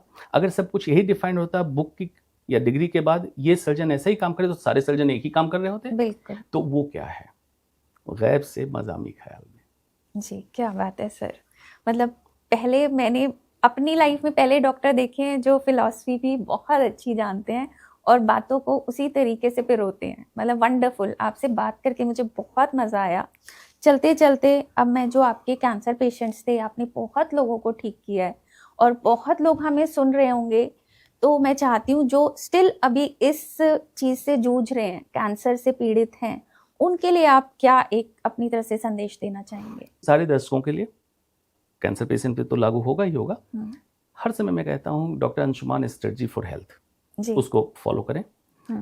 MMMS, 4 शब्द, 4 लेटर पकड़ लें लाइफ में। फर्स्ट M इज मील। जितनी बातें मैंने बताई, रॉ खाओ, रियल खाओ, रीजनल खाओ, सीजनल खाओ, नेचुरल खाओ, प्रकृति प्रदत्त चीजें खाओ, शैतान की रसोई बंद कर दो। कब खाओ, क्या खाओ, कब नहीं खाओ, खाने में क्या इस्तेमाल ना, इन चीजों का पालन करें। पहला M जी। Second M movement. मैंने कहा हार्ट में कैंसर नहीं हो रहा है, मूव योरसेल्फ जी। मूवमेंट कौन सा करो, जिम जाने की जरूरत नहीं है, ऐसी एक्सरसाइज करो जिसमें फार्ब हो, FARB, flexibility, aerobics, resistance training and balancing, योगासन, उसका करो movement. Third M mind stuff, mental health. Brain organ है, माइंड ये ऑर्गन कैसे काम करता है, सारी चीज़ों को देखता है। एंड माइंड स्टफ का हिंदी है चित्त। अपने चित्त को, मंकी माइंड को अपना गुलाम बनाओ। मेंटल हेल्थ, महर्षि पतंजलि से उनके शिष्य ने पूछा, गुरुजी योग क्या है? उन्होंने कहा योग चित्त वृत्ति निरोध। दूसरे सूत्र में कह दिया, चित्त की वृत्तियों का सदैव के लिए रुक जाना ही योग है। रोकना ना पड़े, मतलब आपकी इच्छा करके रोकना ना पड़े, मुझे शराब नहीं पीनी है, मुझे फास्ट फूड नहीं खाना है, चित्त की वृत्तियां उठे ही नहीं फास्ट फूड के लिए। ये कब संभव है? समझ लो अपने आप, रुक जाओ, थोड़ा अपने लिए रुको। Must give leisure time to yourself. 1 घंटा हर इंसान अपने लिए मी टाइम दे, लेजर टाइम। वो मी टाइम कैसा हो? आज इंसान मैक्सिमम लोनली है, अकेलापन में है, भीड़ है लेकिन अकेलापन है, एक स्थिति। दूसरी स्थिति एकाकीपन, जहां मैं और मैं से बात कर रहा होता है, मैंने ऐसा क्यों किया, आगे क्या करूंगा, एकाकीपन, इंग्लिश है सॉलिट्यूड। एक स्थिति जिसकी मैंने बात कही, कैवल्य। देहरादून जो मैंने जगह बनाई, उस जगह का नाम ही मैंने रखा कैवल्य। अच्छा, कैवल्य मतलब जहां मैं और मैं भी खत्म हो जाए, शून्यता की उस चरम बिंदु को जहां आपको सोचने के लिए भी समय ना मिले और सिर्फ आप दृष्टा भाव में आ जाए, कैवल्य। तो अपने चित्त को वहां ले जाएं कैवल्य के लिए। मेंटल हेल्थ डाउन, बॉडी के अंदर रिएक्टिव ऑक्सीजन स्पीसीज डाउन, सारी बीमारियां खत्म, हील कर देगी बॉडी अपने आप को जी। And last is S, sleep. Okay, MMMS, quality and quantity sleep. जो हमारे कुछ नेता हैं, कुछ बिजनेसमैन कहते हैं कि 4 घंटे सोते, किस लिए 4 घंटे? बाकी समय क्या कर रहे हो भाई? 8 घंटे सो, प्रॉपर टाइम सो, बच्चे की तरह घोड़े बेचकर सो और सुबह जगो, बॉडी रिचार्ज हो। स्लीप डिप्रिवेशन का एक ही मेडिसिन है, स्लीप। अच्छा, ओके। और स्लीप की कमी से इतनी बीमारियां हो रही है, स्लीप को वापस लाओ। बस उन सब से मैं कहूंगा कि MMMS को अपने जीवन में फॉलो करो। इस पॉडकास्ट के इस पार्ट को काटो, रोज सुबह अपने टीवी स्क्रीन पर रन कर दो, अपने फैमिली में भेजो और जीवन को बदल डालो। उस ट्रांसफॉर्म लाइफ का मजा जब मिलेगा तो सच में जीवन जीने लगोगे। दर्शकों को ये समझ में आएगा कि आज हमने क्या क्या लूज कर लिया आज तक, आज से जीना है मुझे, और जीवन में एक बिल्कुल सकारात्मक, एक ऊर्जावान जीवन की शुरुआत होगी। और देखिए जीवन कितना स्वस्थ और सुखी हो जाएगा। सही बात है, बिकॉज लाइफ में अगर पीस हो, हैप्पीनेस हो, तो सारी चीजें अपने आप आएंगी, भाग भाग के आएंगी, मुझे ऐसा लगता है। बिल्कुल जी, thank you so much sir, इतनी अच्छी बातें बताने के लिए, अवेयर हमें करने के लिए, मतलब तहे दिल से आपका शुक्रिया। धन्यवाद। मैं दर्शकों को इनफैक्ट कहना चाहूँगा कि पॉडकास्ट देखिए, कमेंट कीजिए, कुछ चीज़ें रह गई हों मैडम को बताइए, हम पार्ट 2 में लेके आएंगे आपके लिए। आई होप हमारे व्यूअर्स को आज का पॉडकास्ट बहुत अच्छा लगा होगा। आई ओपनिंग पॉडकास्ट है, अवेयरनेस से भरा हुआ है, इसे ज़रूर देखिए और अपने फ्रेंड्स, रिश्तेदारों के साथ शेयर कीजिए सो दैट वो भी अवेयर हो। और एक जो ऐसी बीमारी है जिससे बहुत लोग डरे हुए हैं, उससे डरे नहीं, अवेयरनेस के थ्रू अपने आप को सेव कर सकें। पॉडकास्ट अच्छा लगा हो तो प्लीज़ लाइक कमेंट कीजिए, शेयर तो करना ही करना है। और अगर कोई भी क्वेश्चंस आपके मन में रह गए हैं तो प्लीज़ हमें बताइए, हम ज़्यादा से ज़्यादा आंसर देने की कोशिश करेंगे। और कुछ क्वेश्चंस आप पूछना चाहते हैं तो जैसा सर ने कहा, हम नेक्स्ट पॉडकास्ट में भी उसको लेकर आएंगे। Thank you so much.